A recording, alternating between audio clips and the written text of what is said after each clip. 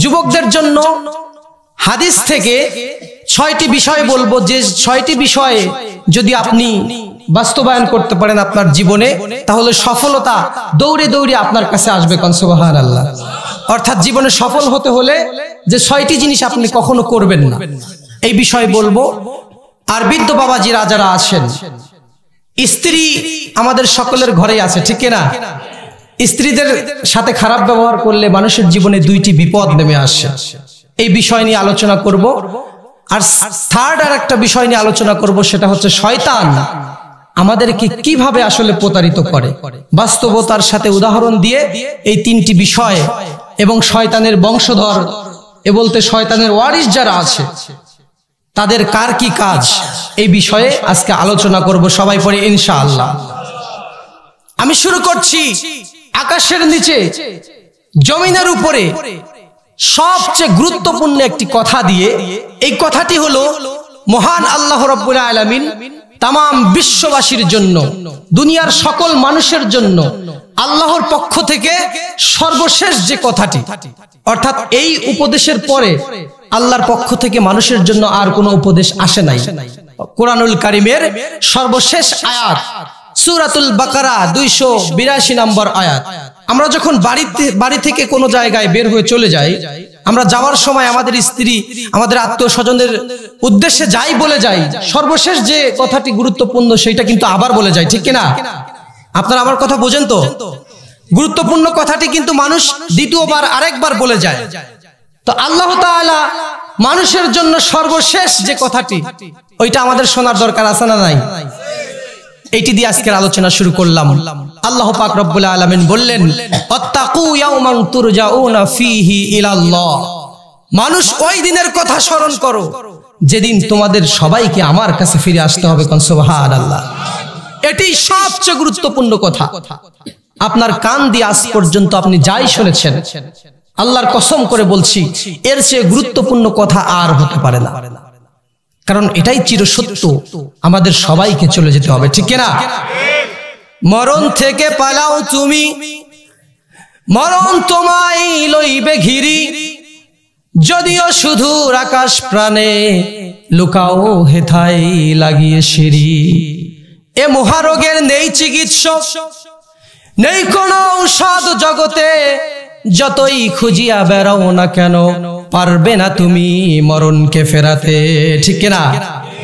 ফেরাতে পারবেন কেউ?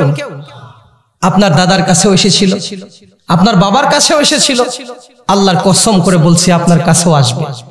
এবং এমন একজন ব্যক্তিত্ব, এই মৃত্যুর ফেরেশতা আজরাইল, যার কাছে একবার এসেছে তাকে আর রেখে চলে যায় নাই, ঠিক কিনা? নাকি যাদের টাকা পয়সা বেশি, তারা ধন দৌলত, টাকা পয়সা, ব্যাংক ব্যালেন্স সবকিছু আজরাইলের নামে করে দিয়ে কিছু সময় বাড়িয়ে নিতে পারবে? বিষয়টা কি এমন? আপনার যা আছে সব তাকে দিয়ে দেন, একটা সেকেন্ডও আপনাকে সময়টা বাড়িয়ে দেওয়া হবে না। সে আজরাইল আমাদের সবার সামনেই আছে, সাক্ষাৎ করবে আমাদের সাথে। আমি গুরুত্বপূর্ণ আরেকটা কথা বলবো, সবার জান কবজ করার শেষে এই আজরাইলের জান কিভাবে কবজ করা হবে, আজরাইলের মৃত্যু নিয়ে আজকে আপনাদের এই তথ্যটি দিয়ে যাব। আপনারা থাকবেন তো শেষ পর্যন্ত? মানুষের জান কবজ করে কোন ফেরেশতা? জোরে বলেন, কোন ফেরেশতা? আজরাইলের জান কে কবজ করবে, কিভাবে আজরাইলের মৃত্যু হবে, সেই বিষয়টিও আজকে আপনাদের সামনে শেষে বলে যাব। এই জন্য আমি 1.5-2 ঘন্টা আলোচনা করব, কেউ উঠবেন না। আমি আরো একবার বললাম, মাঝপথে যদি উঠে যান তাহলে কিন্তু আমার সাথে বেঈমানি করা হবে।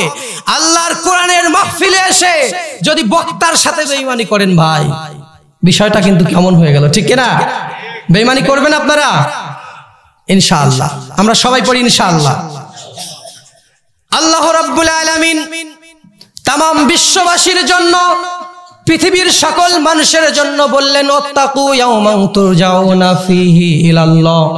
মানুষ তোমরা ওই দিনের কথা স্মরণ করো যেদিন তোমাদের সবাইকে আমি আল্লাহর কাছে ফিরে আসতে হবে। আমি আল্লাহ ছাড়া তোমাদের আর কোনো গন্তব্য নাই। We all have the same destination. আমাদের সকলের গন্তব্য একটাই, তার নাম হলো মরণ। চিল্লা এখন, ঠিক কিনা? এর বাইরে কোনো গন্তব্য আমাদের জন্য নাই। আমার বাবা আমার দাদা, আমার পূর্বপুরুষেরা তারা আমাদের সাথেই এক সময় ছিল। আমা কানা মাআনা ক্বাবলা সাআ, তারা কি আমাদের সাথে ছিল না? ছিল কি? আমা কানা ইয়াকুলু মাআনা, তারা কি আমাদের সাথে খায় নাই? খাইছে তারা। আমা কানা ইয়াতামান্নাসু মাআনা, তারা কি আমাদের সাথে হাসি তামাশায় একসাথেই মত্ত ছিল না? একসাথেই ছিল, আমাদের সাথেই বাজারে গিয়েছে, আমাদের সাথেই খেয়েছে। আমা কানা মাআনা ক্বাবলা সাআ, কিছুক্ষণ পূর্বেও তারা আমার সাথে ছিল, আমাদের সাথে ছিল, আজকে তারা নাই। আমাদেরকেও এক সময় চলে যেতে হবে ভাইরা। এই যে আপনাদের শৈলকুপা বাজার, আপনি যদি মারা যান, আপনার পাশের বাজারটি কি দুই একদিন আপনার জন্য বন্ধ রাখা হবে? বন্ধ থাকবে? আপনার স্ত্রী, আপনার সন্তান যারা তাদের কর্ম যা পরিচালনা করে, এই কাজগুলো কি দুই একদিনের জন্য তারা বন্ধ রাখবে? এই দুনিয়ার বাজার ঘাট, এই দুনিয়ার রাস্তাঘাট আগের মতোই চলবে। আপনার পাশের বাজারটা একদিনও আপনার জন্য বন্ধ রাখা হবে না, আপনার সন্তানের লেখাপড়া বন্ধ রাখা হবে না, আপনার ভাইয়ের চাকরি বন্ধ হয়ে যাবে না। আপনি যদি চলে যান, এই দুনিয়ার কোনো যায় আসে না, এই দুনিয়া আগের নিয়মেই চলতে থাকবে। কথা বলেন ঠিক কিনা? এক সেকেন্ডও আপনার জন্য পৃথিবীর কোনো জিনিস থেমে থাকবে না, সবকিছু আগের মতোই চলবে, শুধুমাত্র আপনি থাকবেন না। আমরা বলি আমি ছাড়া কিছুই হয় না, আমি ছাড়া কিছুই হয় না। আসলে আপনি ছাড়া সবই হয়, ঠিক কিনা? আপনি মরে গেলে এই যে আপনাদের বাজার ঘাট, রাস্তাঘাট, স্কুল, কলেজ, এগুলো কি বন্ধ থাকবে ভাই? এমনকি আপনার যে স্ত্রী, প্রাণ প্রিয় স্ত্রী, তার যদি যৌবন থাকে, আপনি চলে গেলে সে আর একটা বিয়েও করে নেবে, ঠিক কিনা? কিন্তু আপনি বলছেন যে আমি ছাড়া কিছুই হয় না, আমি ছাড়া কিছুই হয় না। আসলে বাস্তবতা হলো এটা, আপনি ছাড়া সবই হয়, শুধুমাত্র আপনি বুঝতে ভুল করছেন। আপনি মনে করেন যে আমি ছাড়া কিছুই হয় না, আসলে আপনি ছাড়া সবই হয়। আমি যে কথাগুলো বলছি, এগুলো কি অবাস্তব, কাল্পনিক? এগুলো আমাদের সাথে মিল আছে, আমাদের সমাজের সাথে, আমাদের জীবনের সাথে, আমাদের জীবনের সাথে সম্পর্কিত এই কথাগুলো। আমি মরণের কথা দিয়ে আজকের মাহফিল এই জন্য শুরু করলাম, এই পৃথিবীর মানুষের জন্য সবচেয়ে গুরুত্বপূর্ণ কথা হলো মৃত্যু। যদি কোনো মানুষ তার মৃত্যুটাকে সামনে রেখে দেয়, মৃত্যুকে সামনে রেখে যদি জীবন পরিচালনা করতে থাকে, তার জীবনে কোনো ভুল হতে পারে না। কারণ তার সব সময়ের জন্য একটি কথা মাথায় থাকবে, সেটি হলো আমাকে অবশ্যই আল্লাহর কাছে ফিরে যেতে হবে। কথা বলেন ঠিক কিনা? এই কথা যদি মাথায় রেখে কেউ জীবন যাপন করে, তার দ্বারা আর কোনো ভুল কাজ সংগঠিত হবে না। তার চিন্তাই থাকবে একটা, যে আমাকে মরতে হবে। সে যখন মানুষের জমিতে আল কাটতে যাবে, আইল বোঝেন, জমির আইল, আপনাদের এলাকায় কি বলে জানি না, তখন তার মনে হয়ে যাবে যে আমি তো এটা করছি, আমাকে মরতে হবে। এইভাবে সব ক্ষেত্রেই তার মনে হবে যে আমি তো এটা করছি, কিন্তু আমাকে মরতে হবে। এই জন্য মৃত্যুটাকে সামনে রাখলে আপনার দ্বারা কোনো খারাপ কাজ হবে না। আর যদি আপনি মৃত্যুকে ফোর্স সাবজেক্ট মনে করেন, এই দুনিয়ার মায়ায় মহৎশূন্য হয়ে যান, তাহলে অবশ্যই আপনার কাছে কোনো খারাপ কাজ খারাপ বলে মনে হবে না। কথা বলেন ঠিক কিনা? আপনার দ্বারা তখন সবই হবে। এই জন্য হবে আপনি মরণটার চিন্তা করছেন না। এই মরণটা চির সত্য কথা। আমার দাদার সামনে এসেছিল, বাবার সামনে এসেছিল। এই যে এই জমিতে বসে আমরা কথা বলছি, এই জমিতে মাহফিলের প্যান্ডেল করা হয়েছে, এই জমিটা এখন যার বর্তমান মালিক যিনি, অথবা আপনার বাড়ির বর্তমান মালিক যিনি, আপনার দাদা বলেছিল বাড়িটা আমার, এরপরে আপনার দাদা চলে গেলেন, আপনার বাবাও বলল বাড়িটা আমার, ঠিক কিনা? আপনার বাবা যখন চলে গেল, আপনি বলছেন বাড়িটা আমার। এরপরে আপনি যখন চলে যাবেন, আপনার সন্তানেরাও বলবে বাড়িটা আমার। কথা বলেন ঠিক কিনা? একটাই বাড়ি। বাড়ি কয়টা? এই একটাই বাড়ি। অথচ আপনার দাদা দাবি করলেন যে বাড়িটা আমার। তিনি চলে গেলেন, আপনার বাবা বলল বাড়িটা আমার, তিনিও চলে গেলেন, আপনিও বলছেন বাড়িটা আমার। আসলে বাড়িটা কার? কথা বোঝেন আপনারা? বাড়িটা কার? আপনার জীবনের মালিক কে? হায়াতের মালিক কে? আপনার যা টাকা পয়সা ধন সম্পদ আছে এইগুলোর মালিক কে? যদি তাই হয়, কোথাও কাউকে কিছু দিতে গেলে আপনি কেন মনে করেন যে টাকাটা আমার? আপনাকে আমানতদার হিসাবে রাখা হয়েছে। ওইটা আপনার কাছে আমানত। এই জন্য কোথাও দান করতে গেলে কখনো কৃপণতা করবেন না, মন খুলে দান করবেন। আল্লাহ যেন আমাদের এই ভালো কাজ করার তৌফিক দান করে, আমরা সবাই পড়ি আমিন। তো আমি যেটা বলছিলাম, এই বাড়িতে স্থায়ীভাবে কাউকে জায়গা করে দেওয়া হবে না, সবাইকে চলে যেতে হবে। শুধু তাই নয়, আমাদের এই সুন্দর শরীরটা আমরা কত সুন্দর করে কসমেটিক্স এগুলো আমরা শরীরে মাখি, আমরা যখন মারা যাব আমাদের নাকের ছিদ্র, কানের ছিদ্র দিয়ে হাত পা নেই এরকম একটা পোকা শরীরের মধ্যে প্রবেশ করবে। হাত পা নেই এরকম একটা পোকা আমাদের শরীরের মাংসগুলো চিরে চিরে খাবে। আমরা ওই পোকাটাকে তাড়িয়ে দেওয়ার মতো শক্তি সামর্থ্য আমরা রাখবো না। কি নিয়ে অহংকার করি আমরা? আজকে আমি অমুক সাপ তমুক সাপ হয়ে গেছি, কিন্তু একটা সময় আমার কোনো নাম ছিল না। আপনাদের এলাকার ডক্টর, ইঞ্জিনিয়ার অথবা আমাদের হুজুর সাহেবের কথা বলি, আমি যখন আপনাদের ইসলামী বিশ্ববিদ্যালয় কুষ্টিয়া বিশ্ববিদ্যালয় পার হয়েছি, এরপর থেকে যদি কাউকে জিজ্ঞেস করেছি শৈলকুপা যাব, কাদেরিয়া দরবার শরীফে যাব, কাদেরিয়া দরবার শরীফের কথা বলার সাথে সাথে প্রত্যেকটা ব্যক্তি আমাকে বলেছে শরীফুল হুজুরের মাহফিলে যাবেন নাকি। তার মানে সবাই হুজুরকে চেনে। এই হুজুরকে এক সময় কেউ চিনত না। হুজুর যখন মায়ের পেটে ছিল তখন হুজুরকে চিনত কেউ? আমাদের বাংলাদেশের প্রধানমন্ত্রী শেখ হাসিনা আপনারা চেনেন তো নাকি? উনি যখন মায়ের পেটে ছিল ওনাকে চিনতেন? আহা, মানুষ ভুলে যায়। আল্লাহ তাআলা তাকে দুনিয়ায় আনলো এবং মানুষের সামনে তাকে পরিচয় করে দিল। যশ খ্যাতি এইগুলো দান করলেন কে? পরিশেষে আপনি তাকেই ভুলে গেলেন।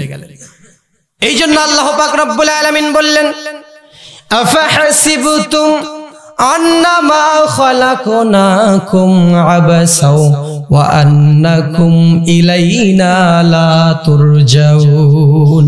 মানুষ কি মনে করেছে তাকে এমনিতেই ছেড়ে দেওয়া হবে? কখনোই নয়। বালা কাদিরিনা আলা আন নুসাউবিয়া বানানা। এই যে আমরা ফিঙ্গারপ্রিন্ট বলি, আঙ্গুলের অগ্রভাগ পর্যন্ত মানুষের আবার সুবিন্যস্ত করতে সক্ষম আল্লাহ। কোন সুবহানাল্লাহ। আপনার আঙ্গুলের ফিঙ্গারপ্রিন্ট পর্যন্ত একজনেরটা যেমন আরেকজনের সাথে মিল খায় না, আপনাকে আবার ওইভাবে আল্লাহ উঠাবেন তার সামনে। আকুনু হিজারাতান আও হাদিদা। আপনি যদি মরে গিয়ে পচে গিয়ে লোহা হয়ে যান অথবা পাথর হয়ে যান, এটাও আল্লাহর কাছে কঠিন কোনো ব্যাপার না। আল্লাহর সামনে আবার আপনাকে দাঁড়াতে হবে।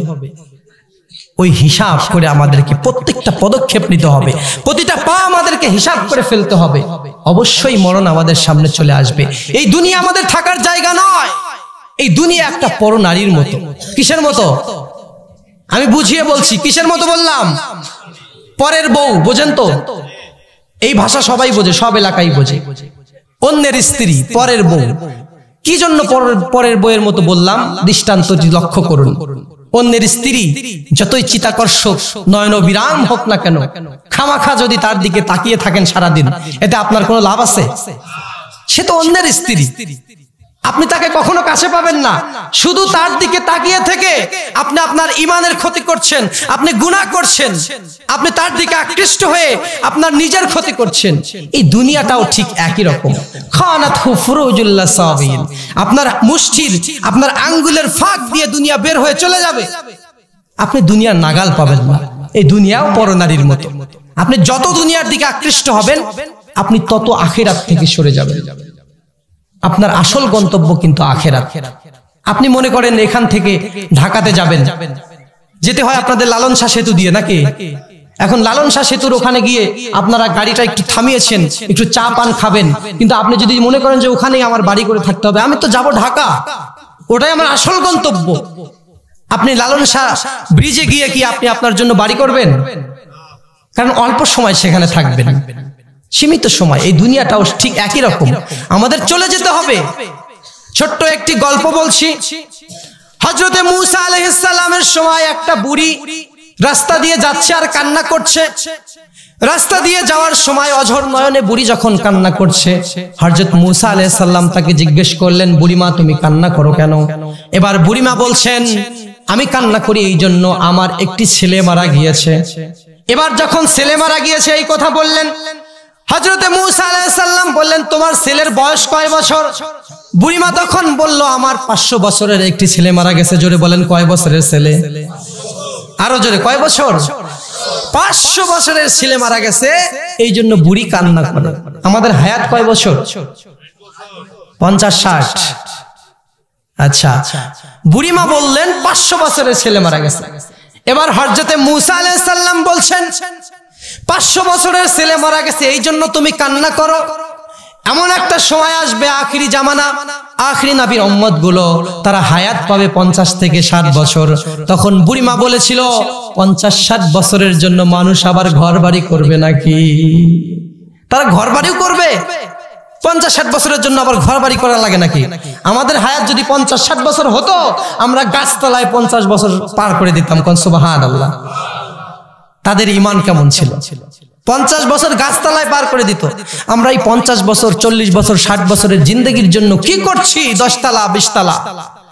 একজন আরেকজনকে ল্যাং মেরে নিচে ফেলে দিয়ে কত উপরে উঠতে পারে সেই প্রতিযোগিতায় আমরা মত্ত হয়ে আছি। কথা বলেন ঠিক কিনা? এতটাই প্রতিযোগিতা। একজন রহস্য করে একটি কথা বলেছিল, বাংলাদেশের মানুষের জন্য আলাদা রকম জাহান্নাম থাকবে। কেন আলাদা রকম জাহান্নাম থাকবে? তখন ওই ব্যক্তি বলেছিলেন যে বাংলাদেশের মানুষেরা যেখানে থাকবে ওই জায়গায় কোনো পাহারাদার থাকবে না। কেন পাহারাদার থাকবে না? বাংলাদেশের মানুষেরা এতই হিংসা করে, একজন যদি জাহান্নাম থেকে পালিয়ে যেতে চায় আর একজন তার পা ধরে নিচে নামিয়ে দিবে আর বলবে আমি কষ্ট করছি, তুই করবি না কেন? ঠিক কিনা? আছে না নাই এই হিংসা? এতটাই হিংসা করে, আমি কষ্ট করছি তুই করবি না কেন? এটা কিন্তু কোন হাদিসের কথা নয়, দৃষ্টান্তর খাতিরে বললাম, কিন্তু বাস্তবতা আসলেই এরকম। একজন দোতলা বিল্ডিং করেছে, আপনি তার জন্য হিংসা করে শেষ হয়ে যাচ্ছেন, জ্বলে পুড়ে শেষ হয়ে যাচ্ছেন, অঙ্গার হয়ে যাচ্ছেন ভিতর থেকে। কিন্তু ওই সময়টুকু হিংসা না করে আপনি যদি পরিশ্রম করেন, আপনি নিজেও আরেকটা দোতলা বিল্ডিং করতে পারবেন। কথা বলেন ঠিক কিনা? কিন্তু আপনি পরিশ্রম না করে আপনি হিংসা করছেন, এতে করে আপনার দিনও শেষ, আপনার দুনিয়াও শেষ। হিংসা করে দুনিয়া শেষ করলেন, পরিশ্রম করলে আপনিও কিছু করতে পারতেন, আর আখিরাত তো হিংসা করার কারণে শেষ। তাহলে হিংসা করা যাবে না। হিংসা, বিদ্বেষ এইগুলো আমাদের কাছ থেকে দূরে রাখতে হবে। এগুলো হলো শয়তানের কাজ, এগুলো কোনো মুসলমানদের কাজ হতে পারে না। কথা বলেন ঠিক কিনা? এগুলো সর্ব অবস্থায় শয়তান করে থাকে। এই হিংসা আমাদের জীবনটাকে শেষ করে দিবে ভাইয়েরা। তো আমি আলোচনার অন্যদিকে না গিয়ে মরণের কথাতেই রয়েছি।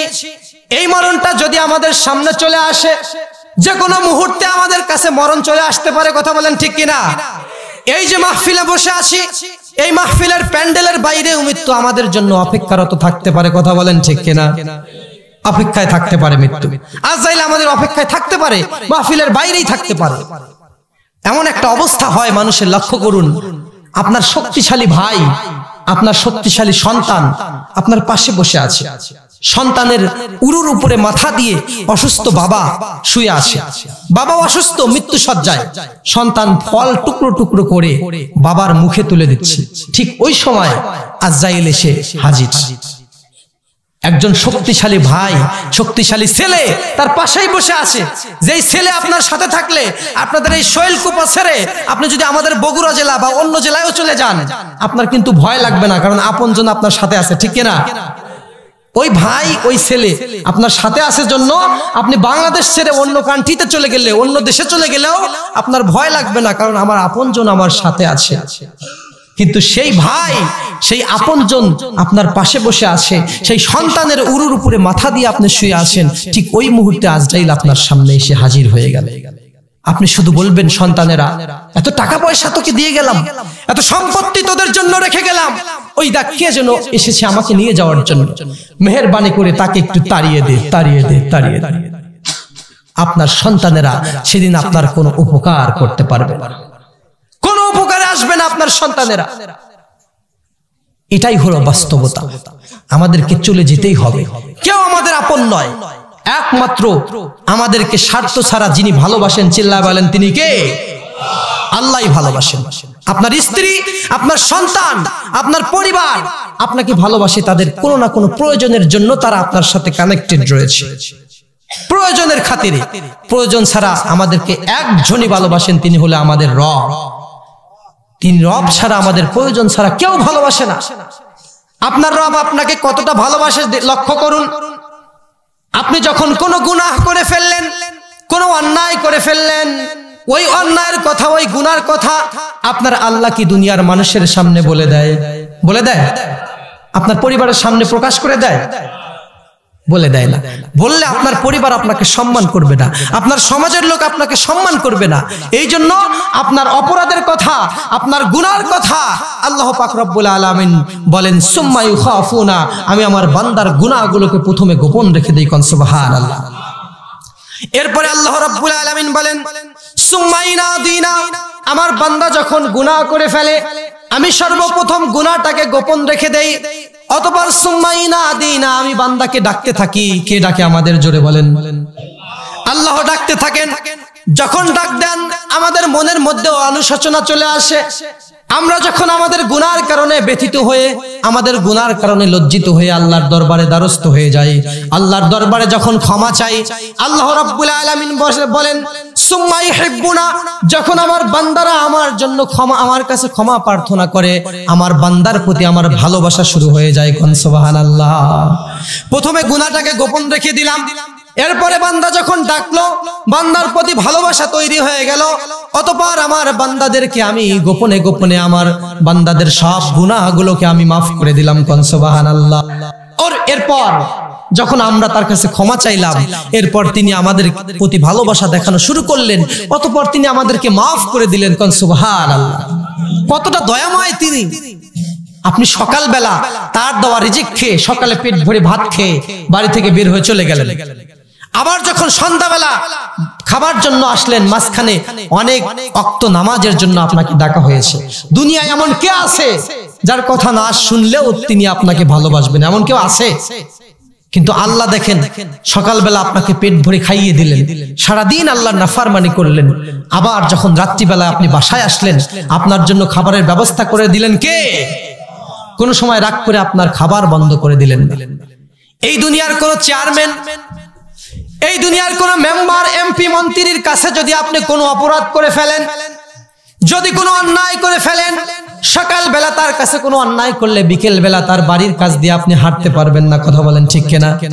কিন্তু আল্লাহ রাব্বুল আলামিন আপনাকে যে কাজ করতে নিষেধ করলেন, যেই কাজের জন্য আপনাকে বাধা দিলেন, ওই কাজের জন্য আল্লাহ রাব্বুল আলামিন আপনাকে শাস্তি দিবে এমন কথা ঘোষণা করে দিলেন। আপনি আল্লাহর অবাধ্য হয়ে সেই কাজটা করলেন, তারপরেও আল্লাহ রাগ করে আপনার রিজিক কখনো বন্ধ করে দিলেন না। আপনার রিজিক দিয়ে চালু রেখে দিলেন, বন্ধ করলেন না আপনার রিজিক। আপনার রিজিকটা চালু রেখে দিলেন। তাহলে চিন্তা করে দেখুন কতটা দয়া আপনার প্রতি আপনার রবের। কোন সুবহানাল্লাহ। আল্লাহু আকবার। কি দয়া! আপনি ঘরের দরজা বন্ধ করে দিয়ে জিনায় লিপ্ত আছেন, চুরিতে লিপ্ত আছেন, আপনাকে কেউ দেখছে না, কিন্তু আল্লাহ কি ওইটা কি দেখেন না? দেখেন না। তারপরেও আপনাকে অক্সিজেন দেয়। আপনার নিঃশ্বাসের প্রয়োজন হয় না যখন চুরি করেন? যখন জিনায় লিপ্ত হয় মানুষ, তখন মানুষ নিঃশ্বাস নেয় না? নিঃশ্বাস নেয় তো। জিনা করছে, জিনাটা নিষেধ করেছেন আল্লাহ, তারপরেও মানুষ জিনা করছে। সেই জিনার সময় আল্লাহ তার উপর রাগ করে তার অক্সিজেন বন্ধ করে দেয় না। কোন সুবহানাল্লাহ। আল্লাহু আকবার। কি দয়া আল্লাহ! আল্লাহ নিষেধ করলেন জিনা করো না, জিনার কাছে দিয়েও যেও না, চুরি করো না, তারপরে অন্যায় করো না, হারাম খেও না। এগুলো আমরা করছি, ঘরের দরজা বন্ধ করে দিয়ে করছি, কিন্তু ওই দরজার ফাঁক দিয়ে অক্সিজেন দিয়ে তিনি আমাদেরকে বাঁচিয়ে রাখছেন। কোন সুবহানাল্লাহ। আমার যুবক ভাইরা যারাই আছেন এখানে, এত দয়াময় রব রেখে আপনার মনের কথাগুলো ফেসবুকে শেয়ার দেন। আপনারা আপনার মনের কষ্টগুলো, আপনার মনের দুঃখগুলো আপনি তাহাজ্জুদের জায়নামাজে বসে আল্লাহর কাছে বলুন, আল্লাহ আপনার জীবনটা ধন্য করে দিবেন। সুবহানাল্লাহ।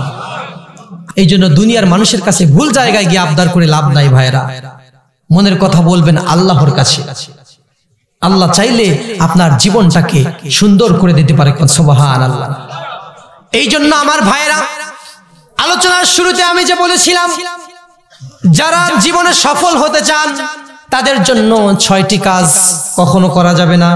এর মধ্যে প্রথম নাম্বার হলো আপনার মনের কথাগুলো আল্লাহ ছাড়া অন্য কারো কাছে শেয়ার করা যাবে না। আপনার মনে যা আছে, দুঃখ কষ্ট, এইগুলো সব সময় একজনের কাছে বলবেন। চিল্লায় বলেন, তিনি কে? সব সময় আল্লাহর কাছে বলবেন, কারণ দুনিয়ার কোনো মানুষের কাছে বললে তারা আপনাকে অপমান করবে। এই দুনিয়াটা এতই স্বার্থপর, আপনাকে কেউ সাহায্য করবে না, পারলে পা দিয়ে আপনাকে পিষিয়ে মাটিতে মিশিয়ে দেবে। কথা বলেন ঠিক কিনা? আল্লাহ আমাদেরকে বানালেন, আমাদের ইজ্জত দিলেন, লাকাদ কাররামনা বানি আদম, সম্মান দিলেন আমাদের সবার উপরে দুইটা কারণে। একটা কারণ হলো কুনতুম খায়রা উম্মাতিন উখরিজাত লিন-নাস, মানুষকে এই জন্য আল্লাহ শ্রেষ্ঠ করেছেন যে মানুষ একজন আরেকজনের উপকার করবে। আর দ্বিতীয় নাম্বার হলো সৎ কাজের, তা'মুরুনা বিল মারুফ ওয়া তানহাউনা আনিল মুনকার, সৎ কাজের আদেশ দিবে, অসৎ কাজ থেকে মানুষকে বিরত রাখবে। এই জন্যই মানুষকে আল্লাহ শ্রেষ্ঠ করলেন, কিন্তু এইগুলো আমাদের মধ্যে আর দেখা যায় না। কথা বলেন ঠিক কিনা? এই পরীক্ষাতে আমরা ডাব্বা মেরেছি, প্রথম লেভেলের ফেল। 100তে যদি কেউ 33 পায় তাহলে সে পাস, 32 পেলে ফেল। আবার যদি কেউ 0 পায় সেও ফেল। তাহলে 32 যে পেয়েছে সে কিছুটা হলেও লেখাপড়া করেছে, 32 মার্ক পেয়েছে। আর কেউ যদি 0 পায় তাহলে বুঝতে হবে সে কিছুই পড়ালেখা করে নাই। তো আমরা এই ক্ষেত্রে একদম 0, প্রথম লেভেলের ফেল করলাম, কারণ আমরা কেউ একজন আরেকজনের উপকার করি না, আর ভালো কাজের আদেশ তো দেই না, অন্যায় কাজ থেকে মানুষকে বিরতও রাখতে চাই না। যদি গুটি কয়েক মানুষ এই কাজগুলো করে, মানুষকে অন্যায় থেকে বিরত রাখতে চায়, আমরা সবাই মিলে তাদের উপরেই চড়াও হই। কথা বলেন ঠিক কিনা? তাদের উপর অত্যাচার বাড়িয়ে দেই, তাদেরকে কষ্ট দেই। যদি কেউ ভালো কাজ করতে চায়, অন্যায়ের বাধা দিতে চায়, আমরা সবাই মিলে তাকেই কটূক্তি করি, তাকেই নিচে দাবিয়ে রাখার চেষ্টা করি, তাকেই কষ্ট দেই, তাকেই লজ্জা দেই, তাকেই অপমান করি, তাদের দিয়ে জেলখানা পরিপূর্ণ করি। আছে না নাই? সারা বাংলাদেশে, সারা বিশ্বে, সারা পৃথিবীতে সব জায়গায় একই অবস্থা। আল্লাহ বললেন, যদি এমন একটা সময় চলে আসবে যে সময়টাতে মানুষ সম্মানিত মানুষগুলোকে ধরে ধরে অসম্মান করবে, বেইজ্জত করবে, অসম্মান করবে। এই অবস্থা এখন অলরেডি আমাদের মধ্যে চলে এসেছে, ঠিক না? এখনই মানুষ সম্মানিত মানুষকে ধরে ধরে অসম্মান করা শুরু করে দিয়েছে। তো এই জন্য সর্বপ্রথম কথা হলো, আমাদের নিজেদের মনের কথাগুলো অন্যদের কাছে শেয়ার করা যাবে না। আর দ্বিতীয় নাম্বার কৌশল হলো, আপনার মনের আবেগ, আপনার বিশ্বাস এতটা মাত্রায় কাউকে, আল্লাহ ছাড়া অন্য কাউকে এতটা বিশ্বাস করা যাবে না। শুধুমাত্র বিশ্বাস করতে হবে আল্লাহকে সবচেয়ে বেশি। দুনিয়ার মানুষগুলো, কারো কাছে কোনো এক্সপেকটেশন, কারো কাছে কোনো চাওয়া রাখা যাবে না। আপনি একজনের কাছে একটা জিনিস কামনা করলেন, যদি তার সে একটু কম দেয় তাহলে দেখবেন আপনার মনটা কষ্টে ভরে যাবে। যদি তার কাছে কিছু আশা নাই করেন, তারপরেও যদি সে দেয় তাহলে আপনার জন্য খুশি লাগবে, ঠিক কিনা? কিন্তু চাইছেন মনে মনে অনেক, দিয়েছে কম, তাহলে কিন্তু মনটা খারাপ হয়ে যাবে। এই জন্য মানুষের কাছে কোনো আশা রাখা যাবে না। আশা রাখতে হবে একজনের কাছে। চিল্লা বলেন, তিনি কে? সব বিষয় তার কাছে আশা রাখতে হবে। মানুষ যে কোনো সময় আপনাকে কষ্ট দিতেই পারে, এটাই স্বাভাবিক। এই কষ্টের কথা ভুলে যেতে হবে। মানুষ আপনাকে দুঃখ দিতেই পারে, এই দুঃখের কথা ভুলে যেতে হবে। একটা হাদিস শোনাই আপনাদেরকে। এই হাদিসটি হলো, বিশ্বনবী একদিন বায়ান করছেন, এরকম কথা বলছেন মজলিসে অনেক শ্রোতা বসে আছেন, সাহাবীরা বসে আছেন। রাসূল সাল্লাল্লাহু আলাইহি সাল্লাম বললেন, এখন এক ব্যক্তি তোমাদের সামনে আসবে, এই দরজা দিয়ে প্রবেশ করবে, ওই ব্যক্তিটা আল্লাহর জান্নাতি। কোন সুবহানাল্লাহ। কিছুক্ষণ পর দেখলেন একজন আনসারী সাহাবী ওই দরজা দিয়ে আসলেন। সবাই তাকিয়ে আসে যে কে আসে। ওই আনসারী সাহাবীকে সবাই দেখলেন, যেহেতু রাসূল বলেছেন জান্নাতি। এরপরে দ্বিতীয় আর একটা মজলিসে একই কথা রাসূল সাল্লাল্লাহু আলাইহি সাল্লাম বললেন যে এখন তোমাদের মধ্যে এক ব্যক্তি আসবে, সেই ব্যক্তি আল্লাহর জান্নাতি। সেই দিনও ওই একই সাহাবী এসে বসলেন।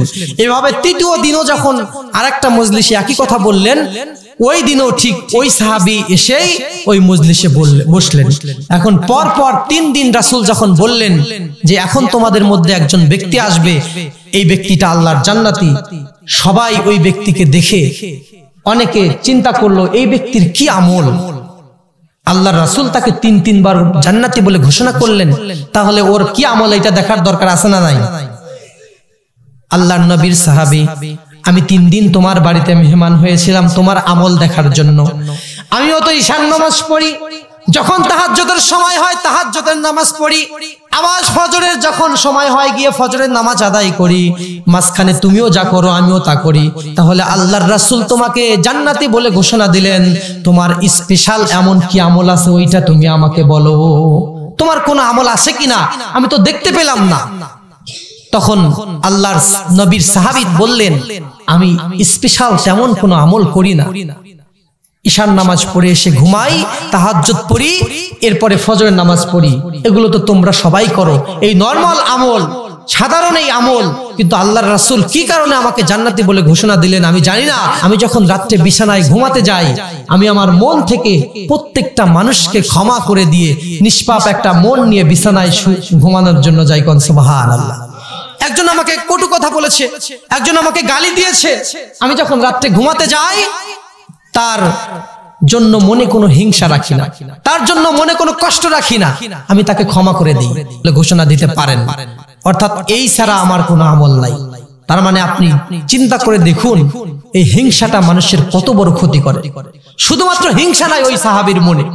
এই জন্য আল্লাহর রাসূল পরপর তিনটা মজলিসে, ভরা মজলিসে ঘোষণা দিলেন, এখন যে ব্যক্তি আসবে সেই ব্যক্তি আল্লাহর জান্নাতি। আজকে আমরা হিংসা দিয়ে আমাদের মধ্যে পরিপূর্ণ হয়ে গেছে। খবরদার ভাইরা, কিছু শেখেন আর না শেখেন, হিংসাটা আজ থেকে মনের মধ্যে থেকে দূর করে দিন। হিংসা ছাড়া যদি আপনি চলেন, আপনার মনটাকে সুন্দর করে দিবেন কে? আপনার মনের মধ্যে ভালো লাগবে, ফ্রেশ লাগবে। একজন আপনার সাথে একটা কটু কথা বলেছে, আপনি যদি সেটা নিয়ে ভাবতে থাকেন, দেখবেন আপনার নিজেরই খারাপ লাগবে। বারবার শুধু সেটা ভাববেন আর আপনার নিজের মধ্যেই খারাপ লাগবে, বারবার ভাববেন আর নিজের মধ্যেই খারাপ লাগবে। কিন্তু যদি ওই কাজটা সংগঠিত হওয়ার সাথে সাথে ওই ব্যক্তিকে আপনি মাফ করে দেন, আপনার মনের মধ্যে এই কথা আর জ্বালাতন করবে না, ঠিক কিনা? আপনার মনেই হবে না কিছু। এই জন্য হিংসা করা যাবে না।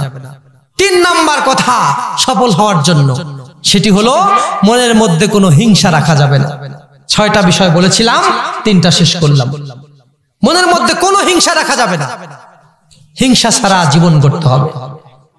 এখন অনেকক্ষণ ধরে যুবকদের কথাই বলছি, বৃদ্ধ বাবাজিদের জন্য আমি যে কথাটি বলেছিলাম, সবচেয়ে বড় সুসংবাদ, এখানে মাহফিলে বৃদ্ধ বাবাজি যারা আছেন আপনারা খুশি হয়ে যাবেন। সবচেয়ে বড় সুসংবাদ আল্লাহ দিয়েছেন বৃদ্ধ মানুষের জন্য। জান্নাতে যখন মানুষ যাবে, সব মানুষগুলো যুবক হয়ে জান্নাতে যাবে। কোন সুবহানাল্লাহ। এই দুনিয়াতে 3টা জিনিস মানুষকে ডিস্টার্ব করে। জোরে বলেন কয়টা জিনিস? আরো জোরে, কয়টা জিনিস? এই দুনিয়ার মধ্যে 3টা জিনিস মানুষকে ডিস্টার্ব করে। এর মধ্যে প্রথম নাম্বারে হলো অসুস্থতা। আপনি যদি অসুস্থ হয়ে যান, রোগগ্রস্ত হয়ে যান, আপনার সামনে দামি দামি খাবার রাখা হোক না কেন, আপনি অসুস্থ হলে কোনো খাবার আপনার কাছে আর ভালো লাগে না, ঠিক কিনা? আপনি অসুস্থ হয়ে গেলে খাসির মাংস, বিরিয়ানি, পোলাও যাই আপনার সামনে দেওয়া হোক না কেন, কোনো খাবার আপনার কাছে ভালো লাগে না, কোনো খাবার তৃপ্তিকর মনে হয় না। সব খাবার যেন কেমন যেন লাগে, কোনো খাবারের মধ্যে স্বাদ পাওয়া যায় না। এই অসুস্থ হলে মুখের স্বাদ চলে যায়। আপনি যখন জান্নাতে যাবেন, আপনাকে জান্নাতে দেওয়ার সাথে সাথে একজন ফেরেশতা আসবেন। আল্লাহ তাআলার পক্ষ থেকে ফেরেশতা ঘোষণা করে দিবেন, ইন্না লাকুম আন তাসিহু ফালা তাসকামু আবাদা। এই যে জান্নাতে তুমি প্রবেশ করলে, সুস্থ হিসাবে তোমাকে জান্নাতে দেওয়া হলো, সারা জীবন জান্নাতে সুস্থ থাকবে, অসুস্থতা তোমার কাছে আর কখনো আসবে না। কোন সুবহানাল্লাহ। কখনো অসুস্থ হতে হবে না। এই যে জান্নাতে দিলাম, ইন্না লাকুম আন তাসিহু, সারা জীবন সুস্থ থাকবে, ফালা তাসকামু আবাদা, অসুস্থতা তোমার ধারের কাছ দিয়েও কখনো যাবে না, সুস্থ হিসাবে থাকতে পারবে। এর মানে হলো এই যে মাঝে মাঝে অসুস্থতা আমাদের পীড়া দেয়, যন্ত্রণা দেয়, খেতে পারে না মানুষ, ঘুমাতে পারে না, অসুস্থতার জ্বালায়। দুনিয়ার স্বাদ আহ্লাদ ভালো লাগে না অসুস্থ হলে। এরপরে 2 নম্বরে মানুষকে সবচেয়ে ডিস্টার্ব করে হলো বার্ধক্য। কথা বলেন ঠিক কিনা? একজন যুবক মানুষ, তার যত স্বাদ আহ্লাদ ভালো লাগে, দুনিয়ার মজ মাস্তি ভালো লাগে, বুড়া হলে কি এইগুলো ভালো লাগে নাকি? বুড়া হলে আর ভালো লাগে না। এই যে যৌবন বয়সে সকিনা, জরিনা, ক্যাটরিনা আছে না নাই, বুড়া হলে এগুলো ভালো লাগে, আর বুড়া হলে আর ভালো লাগে না। তার মানে এটা হচ্ছে পৃথিবীর 2 নাম্বার ডিস্টার্ব মানুষের জন্য। যৌবন বয়সে আপনার কত কিছুই ভালো লাগছে, সকিনা, জরিনা, অনেক কিছুই ভালো লাগে, কিন্তু বুড়া হয়ে গেলে এগুলো আর ভালো লাগে না। আপনি যখন জান্নাতের মধ্যে যাবেন, আল্লাহ পাক রব্বুল আলামিন ফেরেশতার মাধ্যমে ঘোষণা দিয়ে দিবেন, ওয়া ইন্না লাকুম আন তাশাব্বু ফালা তাহরামু আবাদা। এই যে জান্নাতে তোমাকে যুবক বানিয়ে দেওয়া হলো, যুবক হিসাবে জান্নাতে তুমি প্রবেশ করলে, সারা জীবন যুবক থাকবে। ফালা তাহরুমু আবাদা, কখনো বার্ধক্য তোমাকে এসে ডিস্টার্ব করবে না। কোন সুবহানাল্লাহ। এর মানে বুড়া হওয়া লাগবে না। জান্নাতে আপনাকে যুবক বানিয়ে আল্লাহ দিবেন, যুবক বানিয়েই রাখবেন, এই যুবক হিসাবেই আপনি থাকবেন, আপনার কখনো বুড়া হওয়া লাগবে না। দুনিয়ার প্রথম নাম্বার ডিস্টার্ব হলো অসুস্থতা, জান্নাত থেকে ওইটা আউট করে দিলেন কে? দ্বিতীয় নাম্বার ডিস্টার্ব বার্ধক্য, আল্লাহ জান্নাত থেকে সেটাও আউট করে দিলেন। এর মানে হলো জান্নাতে কোনো অসুস্থতা নাই, জান্নাতে কোনো বার্ধক্য নাই। আপনাকে বুড়াও হতে হবে না, অসুস্থও হতে হবে না। এরপরে দুনিয়াতে 3 নম্বরে মানুষকে ডিস্টার্ব করে, সবচেয়ে বেশি ডিস্টার্ব করে হলো মৃত্যু। কথা বলেন ঠিক কিনা? মুহূর্তের মধ্যেই সব আনন্দ ধুলায় মিশে গেল, স্বাদ আহ্লাদ কিছুই থাকবে না, সব শেষ। মৃত্যু যখন কানে কানে এসে বলল, অনেক দুনিয়াতে দাবড়িয়ে বেরিয়েছো, অনেক উপভোগ করেছো, এবার ফেরার সময় হয়ে গেছে, চলো এবার যাই। এই যে মৃত্যুর মেসেজ আপনার কানের কাছে এসে বলল, আপনার সব আরাম শেষ। তার মানে দুনিয়াতে সবচেয়ে বেশি ডিস্টার্ব করে মানুষকে মৃত্যু, যেটা সব আরামের ব্যারাম করে দেয়। এবার আপনি যখন জান্নাতে যাবেন, জান্নাতের মধ্যে আপনি প্রবেশ করার সাথে সাথে আল্লাহ রাব্বুল আলামিন জান্নাত এবং জাহান্নামের মাঝখানে মাউত নামক একটা খাসি নিয়ে আসবে, একটা খাসি নিয়ে আসবে। ওই খাসির গায়ে লেখা থাকবে মিম আওতা, এর মানে হলো মাউত। কি লেখা থাকবে? মাউত লেখা থাকবে। এই মৃত্যু নামক খাসিটাকে আল্লাহ জান্নাতি এবং জাহান্নামীদের মাঝখানে জবাই করে দিবেন, দিয়ে বলবেন, এই যে মৃত্যু একটা জিনিস ছিল, এই মৃত্যুটা আজকে আমি জবাই করে দিলাম। অর্থাৎ যে যেখানে আসো, খালিদিনা ফিহা আবাদা, আর কোনো মৃত্যু তোমাদের হবে না। কোন সুবহানাল্লাহ। একদিকে যেমন সুখী আছে মানুষ, তাদের জন্য সুখের আর সীমা থাকবে না, এই সুখে সারা জীবন থাকতে পারবো, আর কখনো মরতে হবে না। আর যারা জাহান্নামে থাকবে, তাদের জন্য দুঃখের শেষ থাকবে না। কতদিন সহ্য করবো জাহান্নামের এই তাণ্ডব? মৃত্যুকে যখন জবাই দেওয়া হবে, একদিকে মানুষ চিৎকার চেঁচামেচি শুরু করবে, ও অন্যদিকে মানুষ আনন্দ উল্লাস শুরু করবে, আর করবে আলহামদুলিল্লাহ। মৃত্যু এক সময় থাকবে না ভাইরা, এই মৃত্যুরও একদিন মৃত্যু হয়ে যাবে। আল্লাহ কি সিস্টেম করেছেন, সবার তো মৃত্যু হবেই, এই মৃত্যুরও একদিন মৃত্যু হয়ে যাবে। এখন মৃত্যুর যদি মৃত্যু হয়ে যায়, তাহলে কি আজরাইলের আর কোনো কাজ আছে? সব মানুষ শেষ, ফেরেশতা শেষ, জিন শেষ, আজরাইলের তো আর কোনো কাজ থাকে না। এর মানে হলো আজরাইলও একদিন মরতে হবে, ঠিক কিনা? আমি আসছি সেই বিষয়ে, আগে শেষ করে দেই এই বিষয়টা। এবার জান্নাতের 3 নাম্বার ঘোষণা, দুনিয়াতে আপনাকে 3 নাম্বারে ডিস্টার্ব করতে হলো মৃত্যু। এবার জান্নাতে যাওয়ার সাথে সাথে মাউতটাকে জবাই করে দিয়ে আল্লাহ পাক রব্বুল আলামিন জান্নাতি এবং জাহান্নামের মাঝখানে ঘোষণা দিবেন, ওয়া ইন্না লাকুম আন তাহইয়াউ ফালা তামুতু আবাদা। এই যে জান্নাতে তোমরা প্রবেশ করলে, জীবিত হিসাবে তোমাদেরকে দিলাম, আর কখনো তোমাদের মরতে হবে না। কোন সুবহানাল্লাহ। তাহলে চিন্তা করে দেখুন না ভাইরা, এই ছোট্ট একটি দুনিয়ায় কি এমন মায়া মমতায় পড়ে গেলেন যে ওই জান্নাতকে আপনারা ভুলে গেলেন, যেই জান্নাতের মধ্যে কোনো অসুস্থতা নাই, যেই জান্নাতের মধ্যে কোনো বার্ধক্য নাই, যেই জান্নাতের মধ্যে কোনো মৃত্যু নাই। কোন সুবহানাল্লাহ। অসুস্থ হওয়া লাগবে না, বুড়াও হওয়া লাগবে না, মরাও লাগবে না। কি সুসংবাদ দিলেন আল্লাহ! এটা দুনিয়াতেই আপনাকে জানাই দিলেন, যাতে করে এই দুনিয়ার মায়াটা আপনার কাছে তুচ্ছ মনে হয়। এই জান্নাত, অথচ এই দুনিয়ায় আমরা 60 বছর 70 বছরের জিন্দেগিতে কি করলাম আর কি করলাম। টাকা পয়সা, যশ খ্যাতি, এইগুলোর জন্য এতটা মরিয়া, এতটা পাগল হয়ে আমরা ঘুরে বেড়াই, আমাদের কাছে হালাল হারাম কিছুই মনে থাকে না। শয়তানের ধোকায় আমরা এমন ভাবে পড়ে যাই। লক্ষ্য করুন শয়তান আপনাকে কিভাবে প্রতারিত করে। যখন জান্নাতে আদম আলাইহিস সালাম ছিলেন, জান্নাতের যতগুলো ফলের গাছ ছিল, এই গাছগুলো সবগুলো গাছের ফল খাওয়া আল্লাহ রাব্বুল আলামিন আদম আলাইহিস সালাম হাওয়া আলাইহিস সালামের জন্য হালাল করেছিলেন। শুধুমাত্র একটি গাছের ফল খাওয়া হারাম করেছিলেন। সবগুলো গাছের ফল খাওয়া হালাল ছিল নাকি হারাম ছিল? একটি গাছের ফল খাওয়া হারাম ছিল। এখন শয়তান এসে আদম আলাইহিস সালাম হাওয়া আলাইহিস সালামকে কি বলল দেখুন, ওইটাই তো খাইলা না। কি বললেন? আসলে শয়তানের কৌশলটা দেখুন, সব খাওয়া যাচ্ছে, একটা খাওয়া যাচ্ছে না। শয়তান এসে বলবে কি, ওইটাই তো খাইলা না। ওইটা না খেলে জীবনের কি মজা। এই দুনিয়াতে আমরা আমাদেরকে ঠিক একই ভাবেই ধোঁকা দেয়। এই দুনিয়াতে কত রকম জুস আছে, দুধ আছে, মধু আছে, শরবত আছে, এগুলো আমাদের জন্য হালাল না হারাম? এগুলো আমাদের জন্য হালাল, আমরা খেতে পারি, কিন্তু মদ আমাদের জন্য হালাল না হারাম? শয়তান এসে আপনাকে বলবে কি জানেন, ওইটাই তো জীবনে খাইলি না। এই বদমাইশের কাজই এইটা, এই হারাম জিনিসটাকে সাজিয়ে গুজিয়ে বিউটিফাই করে আপনার সামনে এসে ধরবে আর বলবে এইটাই তো করলি না রে। অথচ তার মানে বিপরীতে অনেক কিছু হালাল আপনার আমাদের জন্য আছে। জুস, মধু, দুধ, শরবত, কত কিছু আছে দুনিয়ায়, সব হালাল। কোন সুবহানাল্লাহ। আল হালালু কুল্লু শাই, এই পৃথিবীতে যা আছে সব হালাল। ওয়াল হারামু কলিলুন, হারাম হচ্ছে অল্প কিছু জিনিস, সামান্য কিছু জিনিস। কিন্তু শয়তান আপনাকে এসে বলবে ওইটাই তো করলি না রে, ঠিক কিনা? ওইটাই তো করলি না রে। এইভাবে হারাম কাজটা আপনাকে দিয়ে শয়তান করায়। এই দুনিয়ায় কত রকম খেলা রয়েছে, সব খেলা হালাল, কিন্তু শয়তান এসে আপনাকে বলবে জীবনে জুয়াই তো খেললি না রে। আপনাদের এইদিকে খেলে?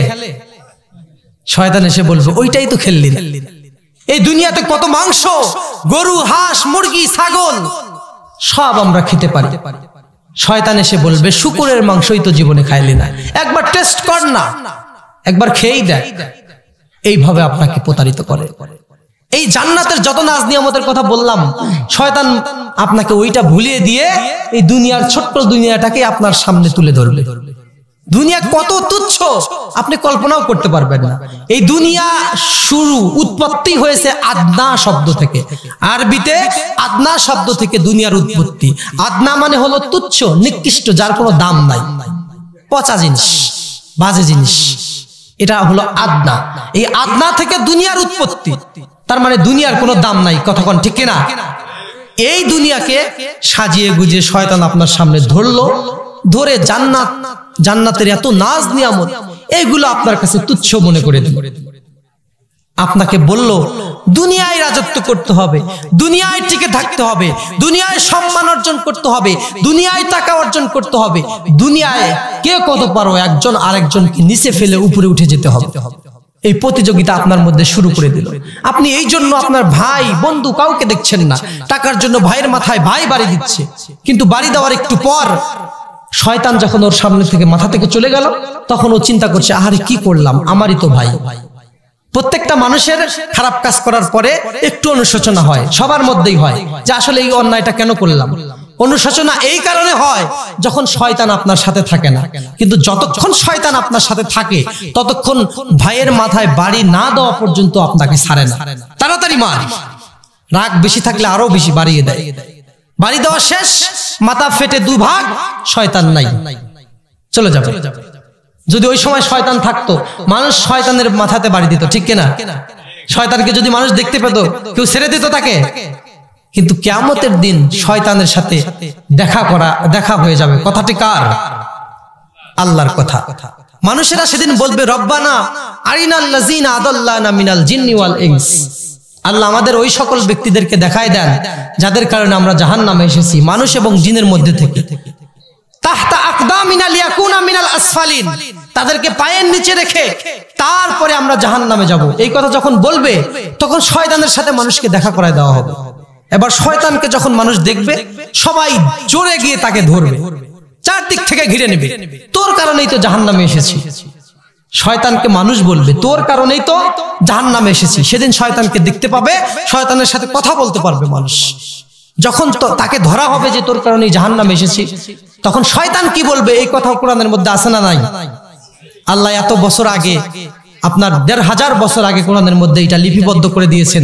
শয়তান সেদিন মানুষকে বলবে ইল্লা আন দাওয়াতুকুম ফাস্তাজাবতুম লি, আমি শুধুমাত্র তোদেরকে দাওয়াত দিয়েছি, আমার কথার মধ্যে কোনো দলিল ছিল না।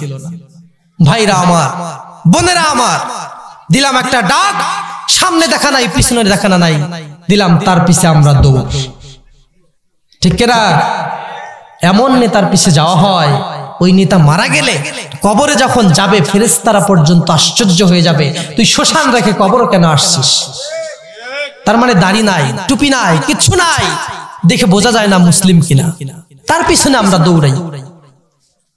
আমাদের এই যে শরীফুল হুজুরের কথা বলেন, ভালো মানুষ, এরকম যদি মানুষের সাথে থাকেন, এনাদের সহবতে থাকলে কিছুটা হলেও কিয়ামতে আপনার উপকার হবে। আর যদি এমন মানুষের পিছনে ঘুরলেন, ওই মানুষকে আপনি কিয়ামতের দিন বলবেন, রব্বানা আরিনাল লাযিনা আদাল্লানা মিনাল জিন্নি ওয়াল ইনস, আল্লাহ তাদেরকে দেখায় দেন যারা আমাদেরকে গোমরাহি করেছে, তাহতা আকদামিনা লিয়াকুনা মিনাল আসফালিন, ওদেরকে আজকে পায়ের নিচে পিষে, পায়ের নিচে রেখে আমরা তারপরে জাহান্নামে যাব। খারাপ মানুষের সাথে ঘুরলে, খারাপ মানুষকে পছন্দ করলে, তাদের কথা শুনলে এইভাবে আমাদেরকে আপনাদেরকে পস্তাতে হবে। মানুষ খুবই আফসোস করবে এইগুলো নিয়ে। তারা বলবে, ইয়া ওয়াইলাতা লাইতানি লাম আত্তাখিজ ফুলানান খলিলা, হায়রে অমুক মানুষের কথা কেন শুনেছিলাম, যদি অমুকের বেটা অমুকের কথা যদি না শুনতাম তাহলে আজকে আমার এই করুণ দশা হয়ে যেত না। এটা নিয়ে মানুষ আফসোস করবে। ভাইরা, এই কথাগুলো কোরআনের মধ্যে আল্লাহ কোট করে দিলেন, কিন্তু মানুষ আসলে এইগুলো পড়ে না।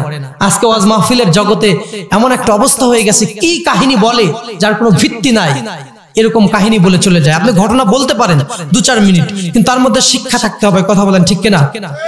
শিক্ষা ছাড়া ইউসুফ জুলেখার ঘটনা সারা রাত বলে কোনো লাভ আছে? তার মধ্যে কি শিক্ষা, এটা মানুষকে বুঝাতে হবে। এর পরিপ্রেক্ষিতে কোরআনের দলিল আছে কিনা এটা মানুষকে জানিয়ে দিতে হবে। দলিল ছাড়া যে কথাগুলো বলা হয় সেই কথাগুলো শয়তানের কথা। চিল্লায় বলেন ঠিক কিনা? কারণ শয়তান কিয়ামতের দিন বলবে, ইল্লা আন দাওয়াতুকুম ফাস্তাজাবতুম লি, আমি শুধু দাওয়াত দিয়েছি, আমার কথায় কোনো দলিল ছিল না। দলিল ছাড়া কথাগুলোই হলো শয়তানের কথা।